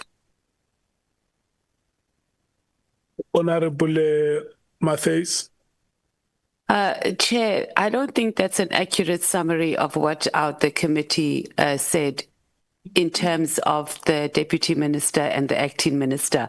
I don't know. It is only the Democratic Alliance that said that the Acting Minister should come at least for half a day. There's no other political party that agreed that we must go back to having them here. So I'm not sure what you're basing your summary on. Yeah, it is only you who disagreed with the Acting Minister coming. Honorable Sango. Even MK, they said the same thing. They said the Deputy Minister as well. Let me remind you, Honorable Sangoni supported. The Deputy Minister. Honorable Nomvalo supported. So it's only you. The Acting Minister or Deputy Minister. It's only you who spoke unambiguously against both against the Acting Minister. And MK supported the Deputy Minister as well. So the Deputy Minister, the chairperson, is convinced by the logic that has been advanced by the SC. Honorable Skosana. Thank you, Chair. I think because I've raised that matter of both the Acting Minister and the Deputy. The issue was that we thought as well that we might have other people if we don't have them here. But the SC just told us that, unfortunately, if they are not in here, there's no one who's going to be here anyway. Hence, I think the decision to say they can come for a day or whatever, but it was unnecessary. But we agreed at the end to say, if there's no one, then it means they can come in here. But I still have an issue, which I've raised, two issues, that the legal team need an assistant. You know, because this consultation as well, it takes a little bit of time to consult. Hence, we don't have anybody if we don't have the acting minister and the deputy minister. Now, if that can be considered, as I said, the budgetary issues might be a problem. That has been noted. Yes, and my last one was the issue, because IDEC is coming. My suggestion will be, those 3 members who were mentioned on several occasions here, which worked for IDEC, they should not be protected. I know that the Advocate Johnson is coming here, but 1 or 2 of those members, they need to come and explain. You know, it's not necessarily about the arrest of Lieutenant Khumalo, but in the portfolio committee as well. There are a lot of issues about the issue of arrest from that issue, which General Mkhwanazi said. There's some members at IDEC who are rogue. Inverted commas. Thank you, Chair. Honorable Skosan, look, I agree 100% with your submission. Let's get IDEC to come. And then after IDEC, we are going to bring back those names for discussion. Yes. The kind of relief that you need, SC, the legal team will go and make a consideration and determine how the support that is given to you can be augmented. Thank you. Honorable Nomvana. Chair, there's an issue that we would like to raise here in the committee, which relates to the investigation that is conducted by this committee, Chair. And it relates also to the methodology that is espoused by the legal counsel. We just want to get clarity, Chair, on the issue of requesting for documents from relevant people or from relevant subjects. That has the legal team not made any determination for a need of documents that needs to be scrutinized by this committee thus far? For instance, Chair, our belief is that by now, at least documents which relates, because our terms of reference are directing us to investigate the procurement processes of a 360 million tender. Now, our understanding and our expectation is that at least by now, SCM documents should have been requested by the legal team. It's either they analyze them or they give them to the committee members for them to make analysis. I'm saying those are documents which are not classified. It's documents which are readily available. Because, Chair, we do not want to to limit our investigation into a viva voce or oral evidence, wherein we rely on what is being said here by the witnesses. We need to drill it down so that we are not arriving at a half-cooked or incomplete determination relying from an investigation which has not been intense. So we are really worried, Chair, that we are advancing with interviews between ourselves and witnesses, but there is no documentation that has been requested, or there is no indication rather that has been made to the committee that certain information has been requested and will be provided to committee members at this particular time for them to make analysis, so that when we deliberate here during deliberations, we make deliberations having analyzed the viva voce vis-a-vis the documentary evidence that will be in possession of. So we just need clarity in that regard from the legal team. Are they making such considerations? And if they are, how far with them? Thank you. How far are they with them? SC.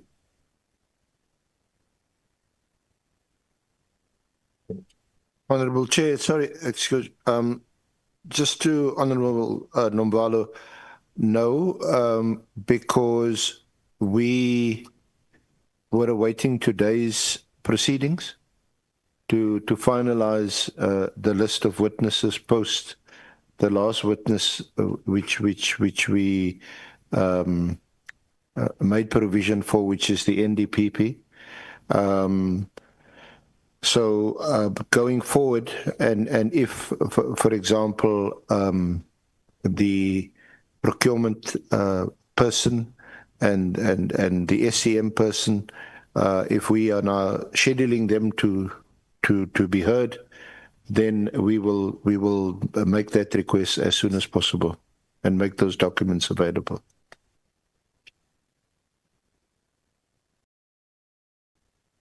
All right, no, well clarified, Chair. Thank you. Thank you so much. We are done with that item. I want to thank you so much, Senior Counsel and Advocate Mkhwanazi and Advocate Zikalala, for your presentation. You can get back to work, schedule the witnesses that the committee has agreed on for consultation. And so you will indicate to us probably when, maybe after next week, if because maybe you will be working towards the confirmations. We have agreed on the witnesses. What you do is just to confirm their availability and then draw a timetable of appearance. We can't develop a timetable for your schedules. What you can do is just to report to the committee that the scheduling has been done with the following witnesses. They will appear for consultation, which will be a report that will serve in the committee. But now you have been mandated to go and do consultations and then develop a timetable of appearance. Thank you, Honourable Chair, honourable members, colleagues. Thank you so much. Thank you. Are you ready, Menier? Mine is not that of a big matter, Chair. Yeah. No, I'm saying mine is not that of a big matter. Let me greet the chairperson, honourable members, and my colleagues as well. Chairperson, it's a pity that you are, disappearing from me now, but I wanted to address you on a matter of procedure. Look, it's not common that when we present opinions to committees, members make submissions to our opinions, and then we must come back and respond to those opinions. So procedure is that once we table an opinion, the committee deliberates on it, and the committee tells us whether they adopt it or reject it, because it's an opinion. So, Chairperson, we thought that let's come here and just give a broad framework, perhaps on the requirements of independence and impartiality, in relation to members of parliament. Oh, sorry. Chairperson, these issues are not novel, as many of us would agree with me here. I just want to make illustrations and examples as I go along. Chairperson, here in Parliament, we've got a committee called the Powers and Privileges Committee. So what happens there is that, of course, members of Parliament get referred by the Speaker on account of, misconduct or contempt of Parliament, in the main. And I want to make a practical example, Chairperson, for instance, and even quote a name, the Deputy Chief Whip, Honourable Lagude. So what has happened in the past is that you would have the President in the House, and then members, would try to disrupt, the proceedings. And then after that, there would be physical removals in the House. And then the Speaker writes a report to a subcommittee called a subcommittee on the physical removal of members. And in that subcommittee on the physical removal of members, the very same members were speaking in the House, sit in that committee. That committee, in actual fact, is chaired by the Deputy Speaker. Now, that committee then makes an assessment of the Speaker's report, and of course, if there is any video footage, they watch it. And if they are of the view that there could be a merit to a charge for, contempt of Parliament, they then write a report to the Rules Committee. Now, Honorable Nagude in the House, trying to calm matters there and asking for protection from the Speaker. Honorable Nagude sits in the Rules Committee. And when the report is being channeled from the subcommittee that deals with the removal of members, it goes to Honorable Nagude again. Then the Rules Committee looks at it, makes its own assessment, and the Rules Committee mandates the Speaker to refer it to the Powers and Privileges Committee for further investigation. Now, in the Powers and Privileges Committee, Honorable Nagude sits there as a member again. So I thought this example would clarify this. Now, what has happened for the past 10 years, from 2014 up until last year, the EFF has contested these matters in court for 10 years. And no less than four full courts of the Western Cape High Court. When I talk about a full court, colleagues, I'm talking about 3 judges sitting. Dr. Chimomora is here, maybe that is here, Kumali. So no less than 12 judges of the Western Cape High Court have said, perhaps I must first, declare that before this meeting, I sent a notice to Honorable Mathale because I was anticipating reprisals. So I thought for protection, Honorable Mathale must not hear this for the first time. So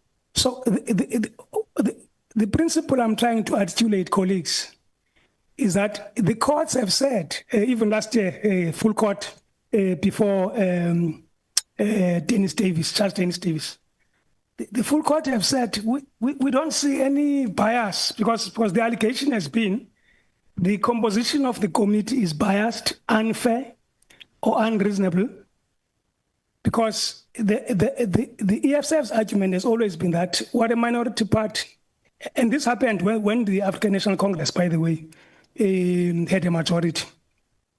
So the EFF would say, other than us being tried by these very same people who were in the House, we propose that there must be an independent body. They say that to court, in a court of law. There must be an independent body chaired by a retired judge or a senior counsel. And those are the people who must be charged at looking at this thing, and not these members who belong to the majority party, this and that, and so on. Now, the courts have refused those arguments. 10 years, 12 judges of the Western Cape High Court, because they've said the National Assembly is the ultimate master of its proceedings and procedures. And the rules of independence and impartiality, as they apply to judges, do not apply to members of Parliament. It's a simple matter, is that. For instance, Chairperson, if another Pala happens tomorrow, or another Mkhwanazi addresses a media conference about an issue of national importance, what you are then telling us, you are saying to us that when members of Parliament are called to comment on it, they must say, no, I'm not going to comment because there might be an ad hoc committee 6 months down the line. And of course, if I do make comments, that would disqualify me to be a member of that ad hoc committee. That doesn't work for politicians. Politicians are here on behalf of the people. The people would be interested to know what is the view of the ANC, what is the view of the EFF, what is the view of the DA in relation to what has happened. And you can't then say on the basis of them having made such pronouncements, that disqualifies them from participating in these committees. Now, Chairperson, I think I've made that point. So the issue that I want to move to now, Chairperson, is the issue of, I mean, who are we and what are we about? Chairperson, this is a parliament of the people. We make laws here in the main. We facilitate public involvement in our processes, and we exercise oversight over the executive. In the main, Chair, that's what a parliament does. Now, the issue of dispensing of justice, Chair, is a constitutional function that resides with another arm of the state, which is the judiciary. So these are not court proceedings. This is not a court of law. If you look at our terms of reference, Chairperson, we make the point very clear there that these are not adjudicative proceedings. I want to quote, Chairperson, a 2017 judgment by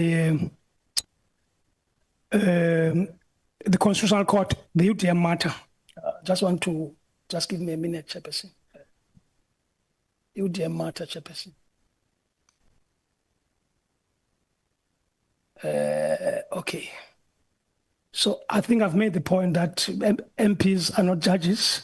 They should comment publicly on issues of public concern. They are representatives of the people and they are elected to do so. Members are obliged to uphold the Constitution, and we cannot assume that they will act for naked self-interest or blind party loyalty. This is what Chief Justice Mkhwanazi, as he then was, said. This is on paragraph 79 of the UTM Constitutional Court judgment.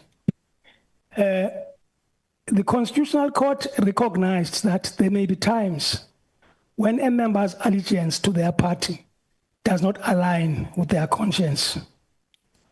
But it decided that in those circumstances, a member is bound by her oath to the Constitution, not her loyalty to a party.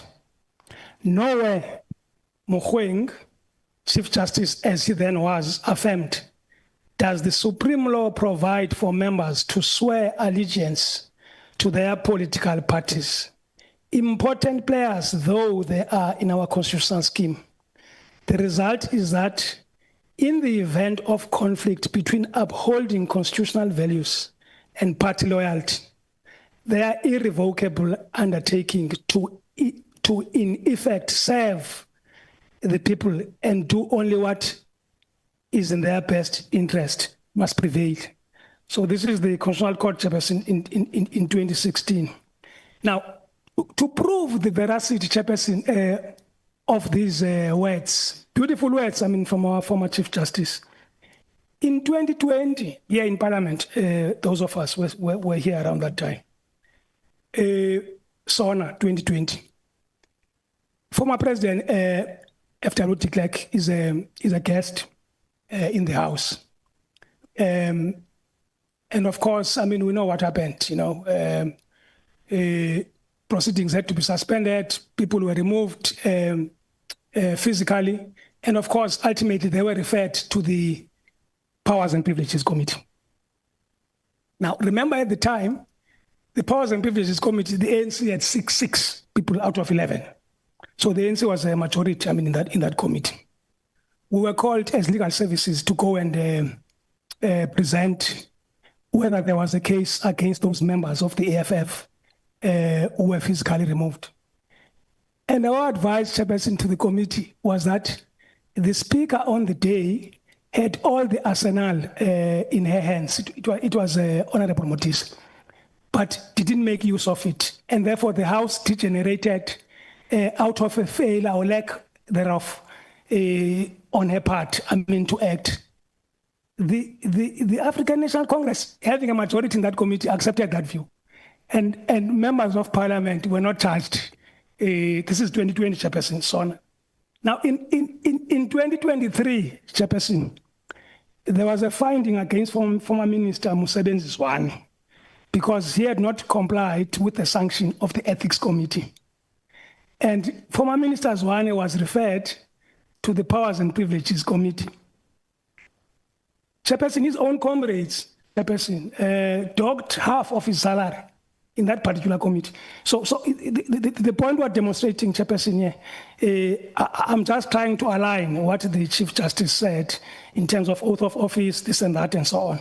But fundamentally, Chairperson, if we were to come to the issue directly of Ms. Barnard, if you look at our terms of reference, Chairperson, particularly the scope, we have 18 items there on the scope.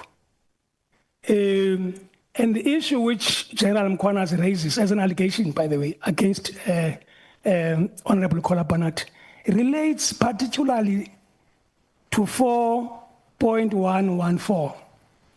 So, Chairperson was saying, in line with the Nemo UDX principle, that's where she should not participate in the committee. But we have no basis legally, Chair, to say no, she must not participate in the entire committee. There's no basis for that. But only insofar as when the committee is probing that particular matter. And I think that is in line, Chairperson, with even our code, because if you look at clause 6.1e of the code, it requires the member to withdraw from proceedings of the committee or forum when the matter is considered, decided on, unless the committee or forum decides that the member's interest is trivial or not relevant. So I think, Chairperson, in summary, what we're saying is that the rules of independence and impartiality as they relate to judges, Chairperson, are not applied in the same manner when you are dealing with politicians, members of parliament. Chairperson, look, I know I said it's going to be a broad framework, but Chairperson, we are here to engage the members. Thank you very much.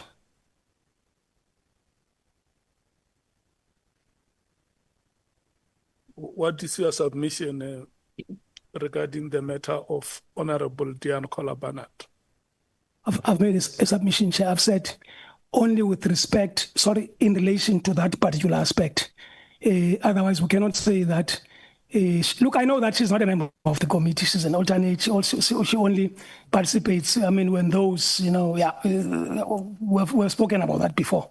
But all that I'm saying, Chairperson, is that what would be the basis of us to say that, no, she can't be here, when there's no reasonable relation between number 14 and number 1, number 2, 3, 4, 5, up until 18. So only insofar as when we are dealing with that matter, Chairperson. Which matter? Yeah, what he's saying. Okay, I'll read it. I'll read it. He wants you. Allegations against members of parliament with regards to classified information. What the Honorable Nhlanhla is saying, leave the adverbs and the adjectives. You see? And say, when you deal with this matter, and not saying the matter in question or that matter. Yes, Chair.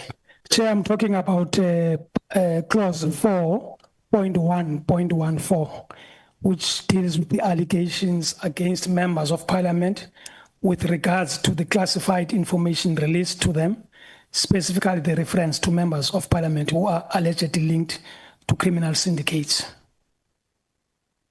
Even though, if you read all of it, Chair, not all of it is applicable to her. What is applicable to her is the first part, allegations against members of parliament with regards to the classified information released to them.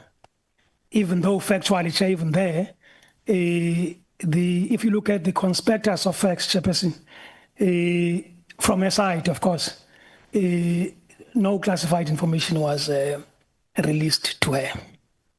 Thanks, Chairperson.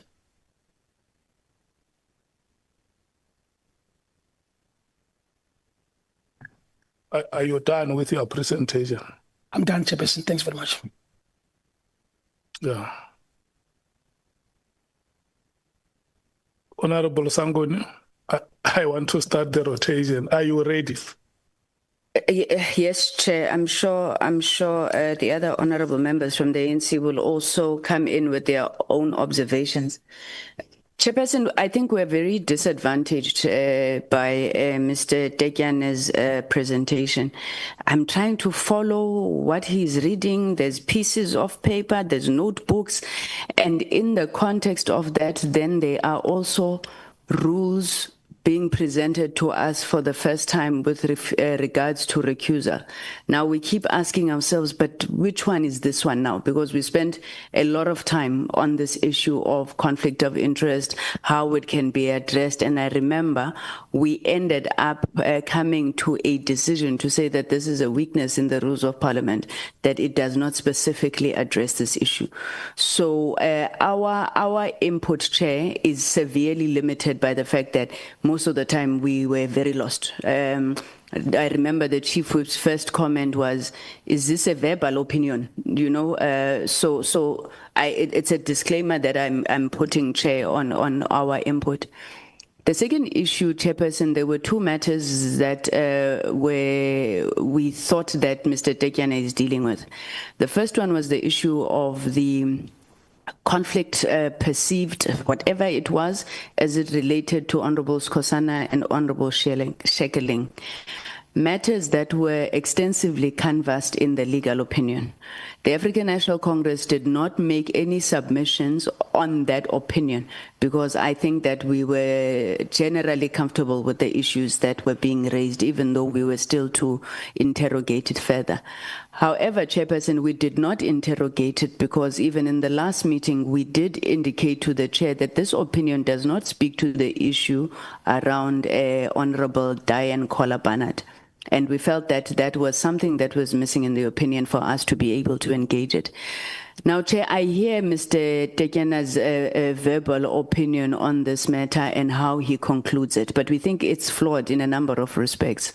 One, he says that when we are dealing with that matter, right, and then he limits it to 4.1.4.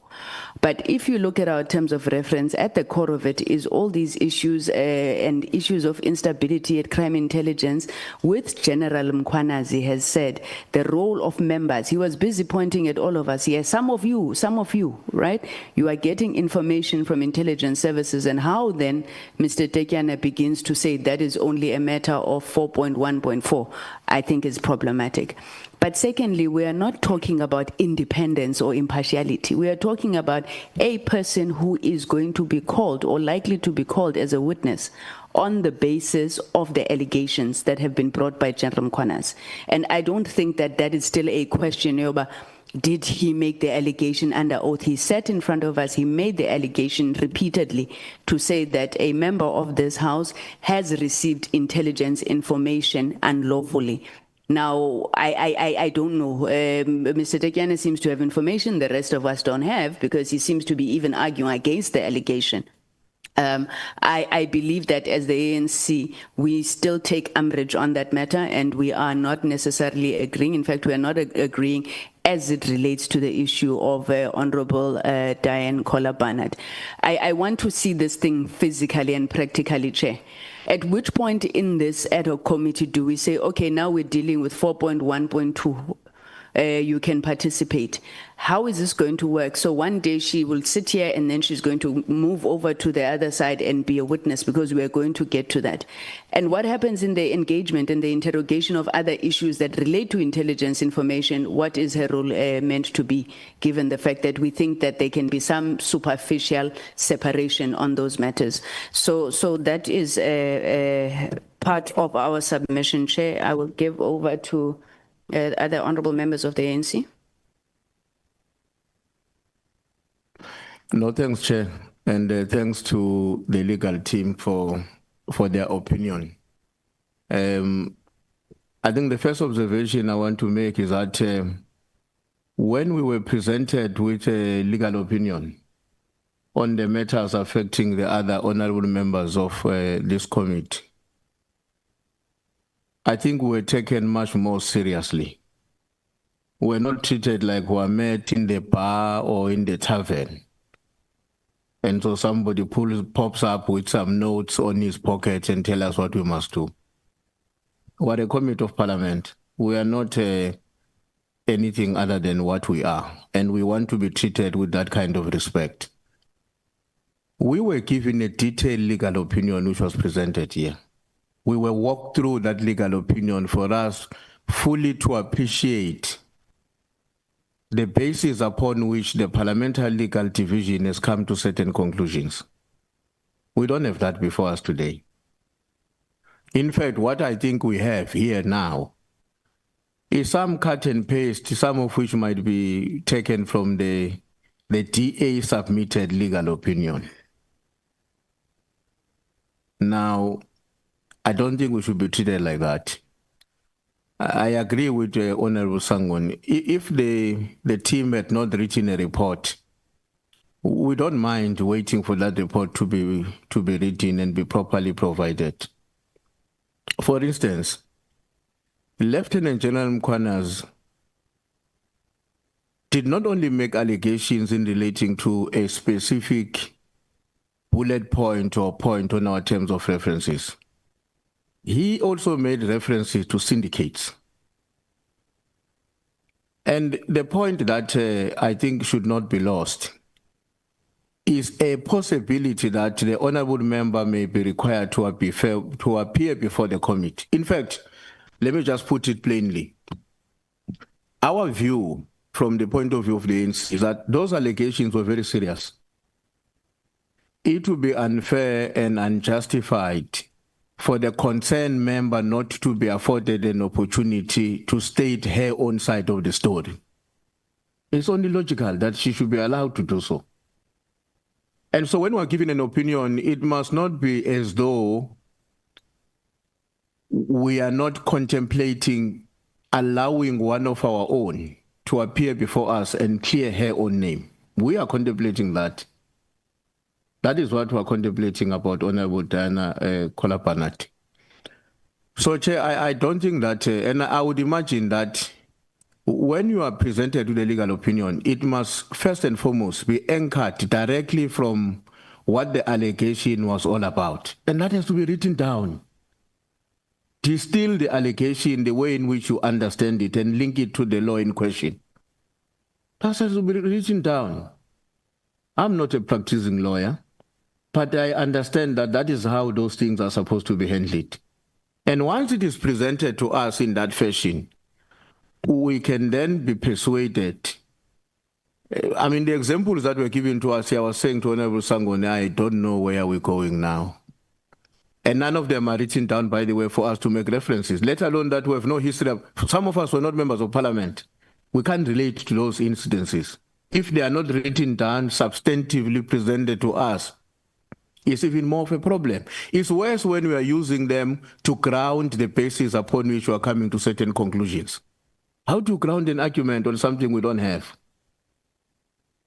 So, Chair, it's our considered view that the team must be given time to apply itself on this matter. And I must register this because I'm beginning to think that this is done deliberately. And let me explain why I'm saying that.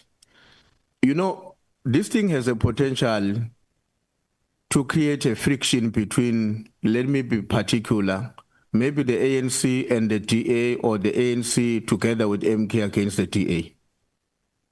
It has a potential because I think the DA is largely going to interpret this as an offensive towards a member of the DA. But why would the Legal Service of Parliament behave in a way that exacerbates that kind of thinking? Because when you keep the matter permanently on the agenda, you are invariably reinforcing what may be an attitude, not yet maybe with the DA, but in future it might arise that what is wrong with the ANC? Why are they targeting Kolapanat? What is in for them on this matter? While we are dealing with a matter that is supposed to be settled properly, and we had said it before, if it's a legal opinion of Parliament, properly done, presented to us, even if we do not agree with it, but we will comply. We will express our own discomfort, if any, but we'll still proceed to respect because that's an opinion we're receiving from an institution that is meant to guide us in the course of our work. But Chair, I have to be very honest. We can't be happy with what is presented here and the way in which it has been organized. We don't agree with it as something that can be accepted as a credible presentation before a parliamentary portfolio committee. Thanks. What do you propose? I'm proposing, Chair, that let them do what they did before. Go back, write down all these things that have been presented here.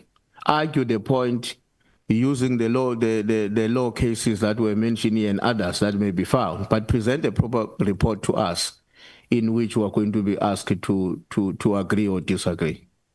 Okay. Honorable Nhlanhla. So, sorry, Chair, before I forget, we are not contesting the issues relating to Honorable Shigling and Honorable Skhosana. We view those as having been closed. Even then, our argument was that we don't think that the circumstances are exactly the same. That's the contention we're raising. The circumstances are not exactly the same. If Parliament says they are the same, so we can't remove them, sure, they must go and write that down and present it here on the screen. Very clear proposal. Honorable Nhlanhla. Thanks, Chair. Just two quick things. I disagree with the fact that the issue relating to Honorable Barnard and there's a similar case of Honorable Adams as well, only affects a particular provision or a particular aspect as it relates to the terms of reference of this ad hoc committee, Chair. If you take a closer look on the objectives and the scope, that which has been leveled as an allegation against Honorable Barnard and Honorable Adams actually affects almost all those provisions that are there. You can't want to isolate those allegations from political interference and all the related matters that are enlisted in the scope and the objectives of this committee. So I think, Chair, that if that's what the opinion wants to insinuate, then it have been developed from a wrong perception and a wrong context, because it does not only, it was central. That's why Chair was asking which aspect, that which the legal opinion suggests that we must only recuse them when we deal with that aspect. Because it is my belief that the nature of the allegations against Honorable Barnard do not only affect a particular aspect, which is 4.1.4, I can't remember. You can check even in the scope, starting from 4.1 to 4.1.18. A lot of provisions there actually are directly affecting the allegations leveled against Honorable Barnard. Chair, it is astonishing to receive a legal opinion of Parliament that does not make reference to the rules of the National Assembly. All we get and receive is the fact that at this particular date, so-and-so did this and that, did that, that one did that and all that. But there is no particular reference to two aspects that which are raised by the National Assembly rules, which is a conflict on the basis of financial interest or personal interest. I doubt, Chair, that would actually come to a conclusion that this is a solid legal opinion that does not touch the rules. Rule 30 of the National Assembly rules does make provisions on a potential conflict of interest from members. So it therefore means the Legal Services Unit did not go to make a particular analysis on what particular personal or financial benefit that may potentially be there in relation to the nature of the allegations leveled against Honorable Barnard. So, Chair, I agree fully and support that. Let's give them another chance to go and rework this. And of course, the Chief Whip is correct. The issue relating to Honorable Shigling and Honorable Skhosana is quite different. And we thought that we have moved away from it, the issue of opening cases and stuff. I think this one is quite different and is quite similar to that of Honorable Adams. Thank you very much, Chair. Charlie. Thank you, Chair. Honorable Skosana. Thank you, Chair. I think my colleagues have already elaborated on matters from 4.1 to 4.16. But for me, what is disturbing, Chair, is that we look like, medicants in this committee from the way we are treated by the legal department. And I think they are acting ignorantly in a sense that there's a little bit of dishonesty here. That this thing is done deliberately. As a matter of fact, General Mkhwanazi made it very clear here that he will go deeper if there's a need. We can't compare our issue with the issue of Honorable Panpanat. And the nation is looking at us as Parliament, that we must act with honesty. And if we are the one who are breaking the law, and we call ourselves lawmakers, it defeats that. Now, it should not be a political thing in any way. I don't want to get much deeper to say, out of the 87 members, we are still debating the issue of Honorable Konat. I don't want to go to the merits of the issue here, but we know exactly what transpired. But for us to be, again, getting back to this issue and getting this medical treatment from the legal from our legal team, we're again getting embarrassed. I mean, we are sitting here, we are being told we don't have anything, we can't have reference, we don't have anything here with us. It's like we are gossiping in a sheshebin. Our legal team must up their game. In fact, I thought that there was a chief legal advisor here, but it looks like she has left already. But we can't operate like this. We can't operate like this. We are saying the South African Police Service has challenges, but ourselves here as members, now we are having a legal team which is dropping the ball. I thank you, Chair.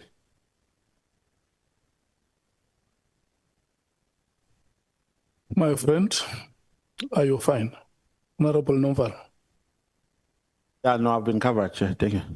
Honorable Shongwe. Honorable Cameron. Thanks, Chair. Chair, it would be nice to have it on paper so that we can study it properly and in detail. It would be nice to put the issue to bed. So if we can get that, we can consider it and determine our action forward. Thanks, Chair. Okay. Honorable, thank you so much. Honorable Mathale.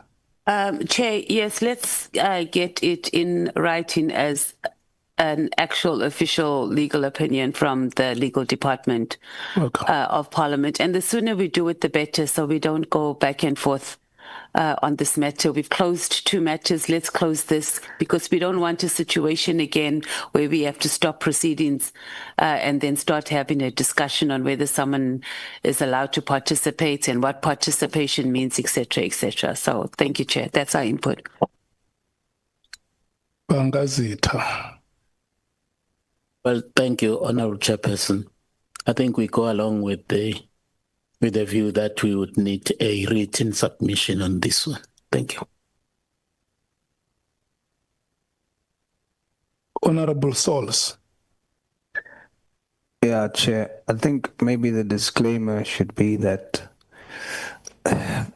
by submitting our opinion to the legal opinion is in no way posturing ourselves to say that we know better than the legal team, because we're also learning, but we are grateful for the constitutional imperative that allows us to share our opinion. And that's again what we are doing here today. So in our opinion, even when listening to Mr. Andile, it's concerning that when he mentions Honorable Barnard and he then testifies on her behalf and she says the information she has is not confidential. And so on that basis, because she says so, there's no need to test it. Whereas the allegation is that the information that she was in possession of confidential information. So it stands to reason that that should be tested. She should be on the witness stand. In our opinion, the issue between honorable members having a party stance versus prejudgment, our opinion is that when you open up a case, it's different from having a party position. When you open up a criminal case, you as the one opening it up, in our layman opinion, the understanding is that you have prejudged the person you're opening up the case against. You are saying you're opening up this case because you believe this person is guilty, and you are asking the justice system to either confirm your position or decline it. But as far as you personally is concerned, you are saying you've prejudged this person is guilty. Therefore, those who open up a case against witnesses has prejudged them. And so there's a reasonable apprehension of bias there. That's our opinion. On the issue of Honorable Breitenbach, I mean, there was a clear allegation that when Mr. Ndluli was employed, a criminal case was withdrawn during a time when Honorable Breitenbach was working at the NPA. And she directly responsible for that case. That's a material allegation. We totally ignore that. We say, well, it doesn't matter. So for me, to sit here like when the deputy minister was interrogated, to see Honorable Breitenbach talk down to him like that from a higher level of moral high ground, I question, you don't question. I'm sitting and I'm thinking, but equally, Honorable Breitenbach needs to be that side so that we do the same to her. But clearly, doesn't apply to her. Lastly, Honorable Cameron, Mr. Andile spoke about whether or not there is a reasonable apprehension of bias. I put the last time that it can be practically proven. When Honorable Cameron interrogated the National Commissioner on the accusation that the Portfolio Committee has failed in its duty, that was a material allegation. Now we are saying that politicians, us, we will not come and show bias. But here was a practical demonstration of bias when Honorable Cameron had the opportunity to question the National Commissioner. He then, in defense of that, he argued that the committee relied entirely on the information provided by SEP's leadership. He put that to the witness. I quote, he says, open quote, "How is it fair to publicly accuse the police committee of failure when SEPs withheld specific information, whether deliberate or not? The point is that it was not indicated," close quote. And then the general agreed. So there was bias there based on an allegation that was publicly made. So there's proof right there that this is what the rules wants to guard against. So, Chair, we maintain, in our opinion, there's a reasonable apprehension for bias. The members that are against whom allegations was made, we believe that they would be biased, as proven by what happened with Honorable Cameron. However, Chair, at this point, we are going to rest.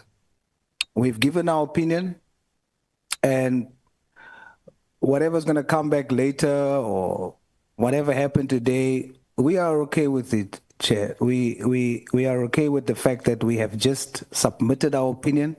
Our opinion is there. Our opinion is going to stay that we believe that these members, 4 out of 4 members, except for the new honorable member from the DA, are all implicated because of the allegations, and that should be tested, to be fair.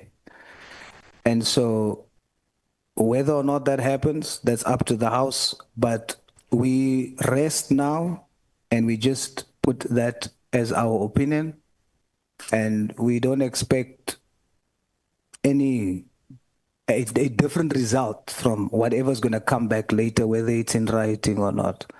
So we are just satisfied that we had the opportunity to state our opinion, and our opinion stands. Thank you, Chair.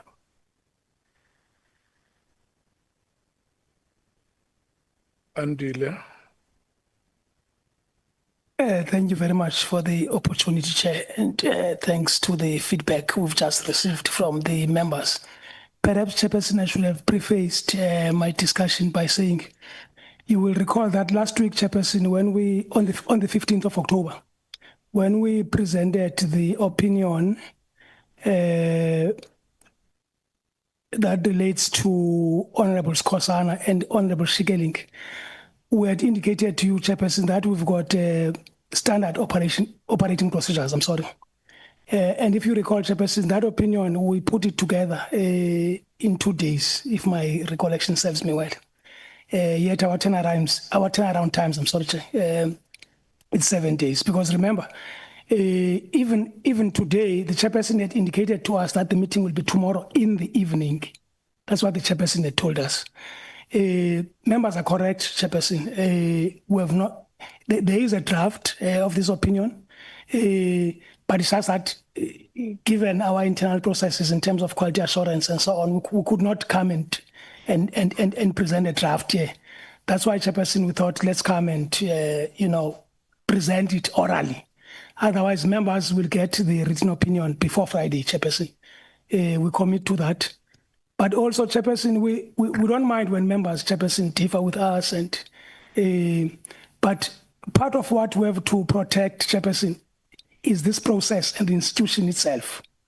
We don't want a situation, Chairperson, where there are legal challenges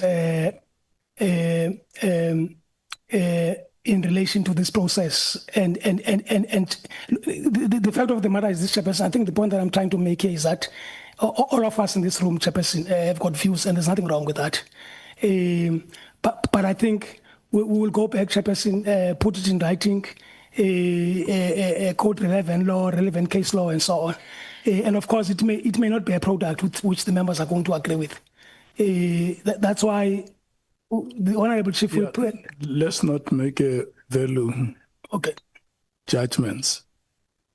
What I want us to say is, the Chief Whip has said it very well, that let's have a written document which will be made available to the committee members.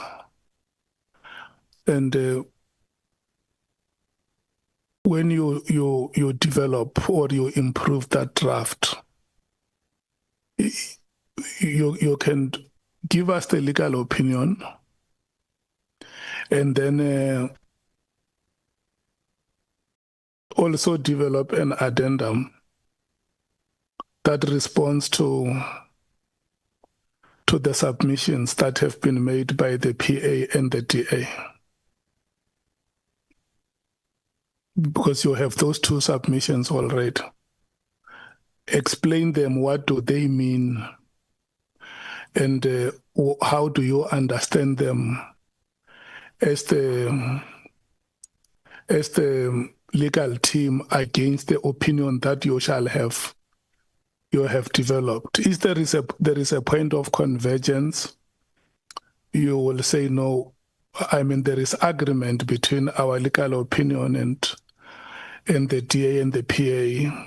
Where there is divergence, you say, on principles of law or on legal, what you call judicial precedent, we disagree with these views on the following areas. And I agree with you about the integrity of Parliament, but it's not only the integrity of Parliament, it's the integrity of Parliament and its processes. Yes, because an institution, you know, if we become institutional in approach to say, we are going to stand in front of this institution and defend it with our might, with everything that we have. Even if an institution is an oppressive institution, I don't think that let's defend the integrity of Parliament and its processes. And thirdly, we must be seen to be acting in public interest. And this is the last is one that I always emphasize, that constitution and national legislation in South Africa is in the name of the citizens. That is the understanding that we must have about the architect of law in the Republic of South Africa. So go and look at every document that you have, the document, the Constitution of the Republic, the rules of Parliament, the terms of reference that we have developed. And when you have gone through all that, come back and say, how do we defend the integrity of this institution and its processes? And how do we act in public interest? And how do we ensure that the rights of the citizens of this country are guaranteed in everything that otherwise we are going to miss steps as public representatives if we don't look at all those things. So in a nutshell, is that the law must be made to serve the people. That is, in other respects, the Marxist conception of the law. It must be made to serve the people. And that is why, Chief Whip, you say, where it doesn't, serious interventions have to be made for conditions to change. So we will wait for that. And the members will receive your written submission. They will consider it, and then a decision will be made. And the last point that I want to make, honorable members, is that in the meantime, when the committee does not have a decision, we live with what we have. And I will want you to expedite this matter, so that when we come to deal with other appearances, we must not have a situation like the one we had last time, where members were asking whether Honorable Kolapanat must participate or not. Yeah. Thank you. Can we now move to the next item? The next item, honorable members, was the matter of the IGI. You will remember that the legal team had reported earlier that they have written to the IGI for consultations, and the IGI had said that he was waiting for guidance from the JSCI. And now the IGI, Inspector General of Intelligence, has been suspended.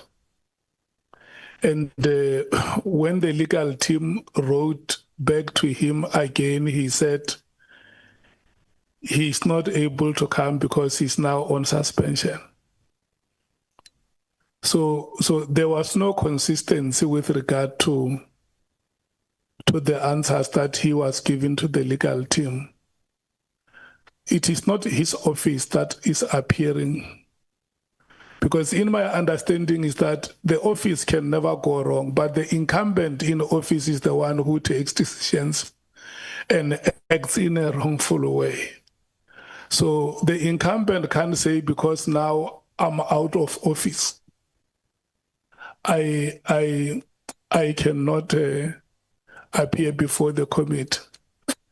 But then the report that we got today is that it's like now he voluntarily wants to appear before the committee, before the legal team for consultations.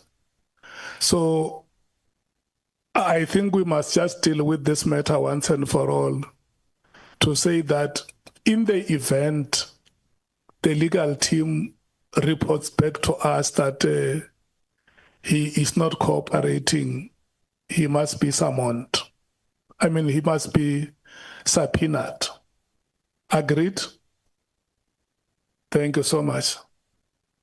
And then one other matter before we go to the last of the public submission. One other matter is consequential to the report that was presented by the senior counsel and his team, is that it looks like by the 28th of November, we will not be done, especially that we still have over 250 public submissions that have been made. And so it will be a gross injustice, honorable members, if the public make submissions to Parliament and we do not consider their submissions and say time has run out. This Parliament is meant to represent the people of South Africa. And so my suggestion as the chair would be that let's do a report, not a report on the work that have been done so far, but a report that is intended to provide information to the office of the Speaker that the committee started on its work on this date, and this is the work that has been done. We are at this point, and from the way we see things, by the 28th of November, the committee will not have finished its work, and motivate why it is important for the committee to be given time to consider public submissions. Because I think more than any other thing is the people who we represent, who want to hear how we're dealing with their problems. If we were going to deal with the problems of us as institutions of the state, away from the people that we claim to represent, that will amount to misrepresentation. So that is the suggestion I'm making, that if we can have a report and motivation why it is important that a consideration must be made. Is that supported, honorable members? Honorable Sangoni? Supported, Chair. So the report will come here, Honorable Skosana, before we take it to, so that all members can see what is being submitted and what the motivations are. Honorable Skosana? We support, Chair, and you know, you scared me. You said 250, but obviously we can't have all of them at once. No, that is the decision that you will still make when you go through all those submissions. But for now, you must just know it's over that number. In fact, it's over 700. Just that others were duplicating themselves, but the report is coming here now. Honorable Cameron. All good, Chair. Thank you. Thank you so much. Honorable Mathale. Supported, Chair. Honorable Bangazita. Supported. Thank you, Honorable Sols. Supported, Chair. Thank you so much. So we will prepare that report, Dr. Thuli, and motivate why we think there is still important work that must be done. So the last item I hand over to you, to Honorable Sangweni.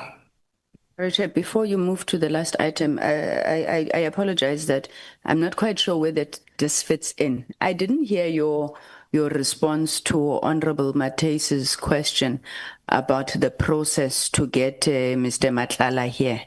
And I'm reminded of it when you spoke about subpoenaing the IGI. Yeah. So can we just have clarity on, because he was also part of the Golden Blocks, what process is going to be followed? Do we know how long it takes? Is it a subpoena or any other way, Chair? No. It's a simple procedure. The authorities that play custodianship over Mr. Mathale are the ones who must go and look at the law that governs such circumstances.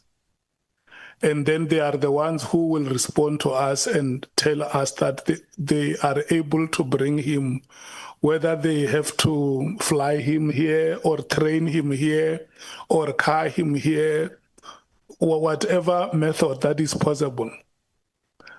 And security arrangement that they must make so that when a person is here must not escape in our presence and they come and say, no, you were the ones who said we must bring him here. All those things, I think they know the law and the protocol they should follow, what security arrangements must be made. But what is very key is that he belongs to category A of the important witnesses that must come before the committee.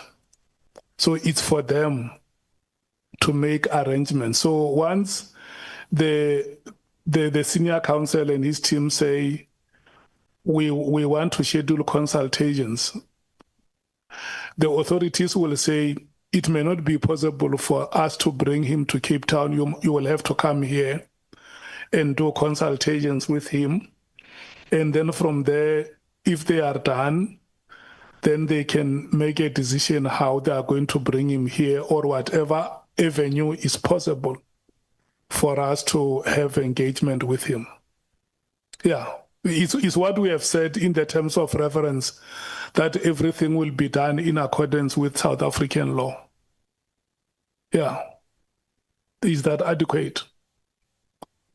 Thank you so much. Honorable Mathale. Mine is just, Chair, as on the next item, and we might be progressing like that anyway, but I just wanted to make a recommendation that we don't necessarily, I don't know, number one, if we're going to have a soft copy available, because it's a lot of names on the table to go through on all the public submissions. So my recommendation is that perhaps the team can just give us an overview, then they make the soft copy available, similarly to what we do when we take in submissions in committees for filling vacancies. I want to allow them to present first. It's going to be long. And then it's not long. They are presenting only 2 pages. Remember, only 2 slides. Remember yesterday, we have agreed that we will need a day where we will come and go through all those and honorable members, remember, it was yourselves. It was yourselves who were saying that some submissions are being responded to even before you see them. So yesterday, the agreement has been that let them come and tell us what is it that they have received, and the committee will then get a day where it will sit. They will come to a meeting with a proposal and say, look, we have told you that we have received X number of submissions. Okay. From the submissions we receive, we believe the following submissions need committee attention. People must appear. The following submissions can be referred to the relevant subcommittee. The following submissions, you can seek written explanations, blah, blah, blah. No problem. I thought we were doing that now. That's why. No. We're not going through the salad now. We just have a 2 slides presentation. No problem. Dr. Thuli, can you please take us through? Thank you so much, Chairperson. Good afternoon to members and to colleagues as well. I'm going to be very quick with the presentation, Chair. Maybe put it on slide mode. Slide mode. Okay, I will just continue. The first slide is really about reminding members about the decision they have taken to actually embark on a public participation process. And consequently, we were asked to actually advertise the work of the committee and call for submissions from the members of the public. And the closing date for that was the 17th of October, 2025. And members will also recall that we use various platforms to solicit those submissions from members of the public. We actually went the way of advertising the work of the committee in the various newspapers, Parliament's website, and on various social media platforms as well. And South Africans have actually responded to that call, and the committee received 725 emails or submissions. Members would understand why I'm referring to submission as whether it's email or submissions. What we have done as a team, we have conducted the first line in organizing the information that we received. That means that we had to look at what we got, and we discovered that there was duplication, that from the people who were sending these emails to the committee. And we also found unrelated submissions that were made, people talking about spare parts for cars and things like that. So we classify that as unrelated to the work of this committee. But we also had automated emails that look like AI or a website, and then people can just go in there and then they will say yes or no, but there is nothing really in terms of the work of this particular committee. And these emails are also saying the same thing as well. An example of that is that there were about 120 emails from the same email address without any inputs with regards to the work of this committee. And subsequently, with those emails or submissions that were actually a duplication, we kind of treated them as one submission that is made to the committee itself. So we then had a total of 286 submissions where we then received, that were actually received from this process, and they had substantive information with regards to the work of the committee. And the summary of the submissions is actually prepared in a form of the name of the person, for example, and what the issues were raised by the person, him or herself, and that summary, the intention is actually to present it to the next committee meeting. And the last point that we would like to make as a team is that we have noted the sensitivity of some of the information that we received from the submitters and the issues that they related to. And Chair, we would like the committee to actually consider the management of that information so that all these people are treated fairly as well. Thank you very much, Chair. Thank you so much, Dr. Thuli. Nicolette, you had to take the trouble of going through every submission that came your way, and we want to applaud you for that. Is there anything you want to say? This is your work. Thank you, Chair. No, I'm covered. Thank you. You're fine. Okay. So that is the report, honorable members, and the suggestion that we have made. Maybe, Dr. Thuli, is it possible that the report can be made available to members before we go to the meeting to take decisions. Chair, certainly we will do that. Thank you. And the sensitivities that you talk about, what do you want members to do when they have the report? Chairperson, I would say that when we actually have knowledge of the submitters and the issues that they have raised with regards to the work of this committee, that members are actually very sensitive about it. They can freely discuss that in a committee meeting, but perhaps that committee meeting, but it's up to you, Chair, really, whether that meeting... What you are saying is that once they have that information, they must conduct themselves like honorable members. Yes, Chair. Yes. You must not hear a story of Nhlanhla who was at Ramamabolo saying, you see, I have your names here. Yeah? That's what they are saying. She's saying, honorable, that the information is very sensitive. Somewhere people are making allegations about their seniors at their workplaces.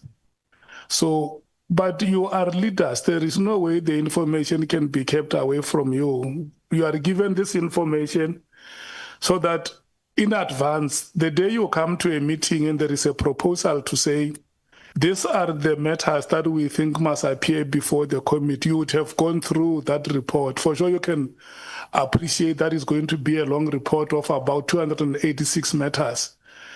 And for sure, where you are, there are other members of society who are also calling you to say, I have made a submission. I want you to check if my submission is there. Yeah, so let's get that information and verify whatever matter may be included or may be outstanding so that we complement each other.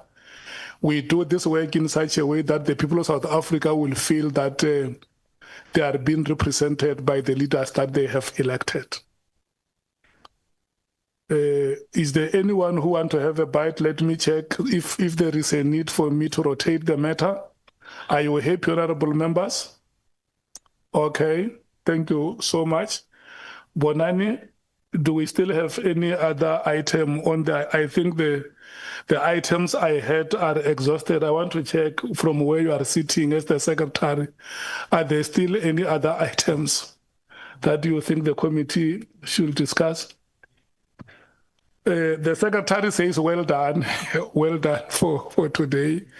I want to thank you, honorable members, for your participation in the committee meeting. I thought the meeting will not take long because I have a sore eye. I must rush to the doctor.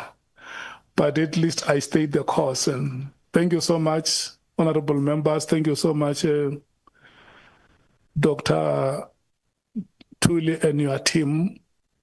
Nicolette, we can't stop thanking you. I'm trying to check with Bonani if there may be a witness around we can call it.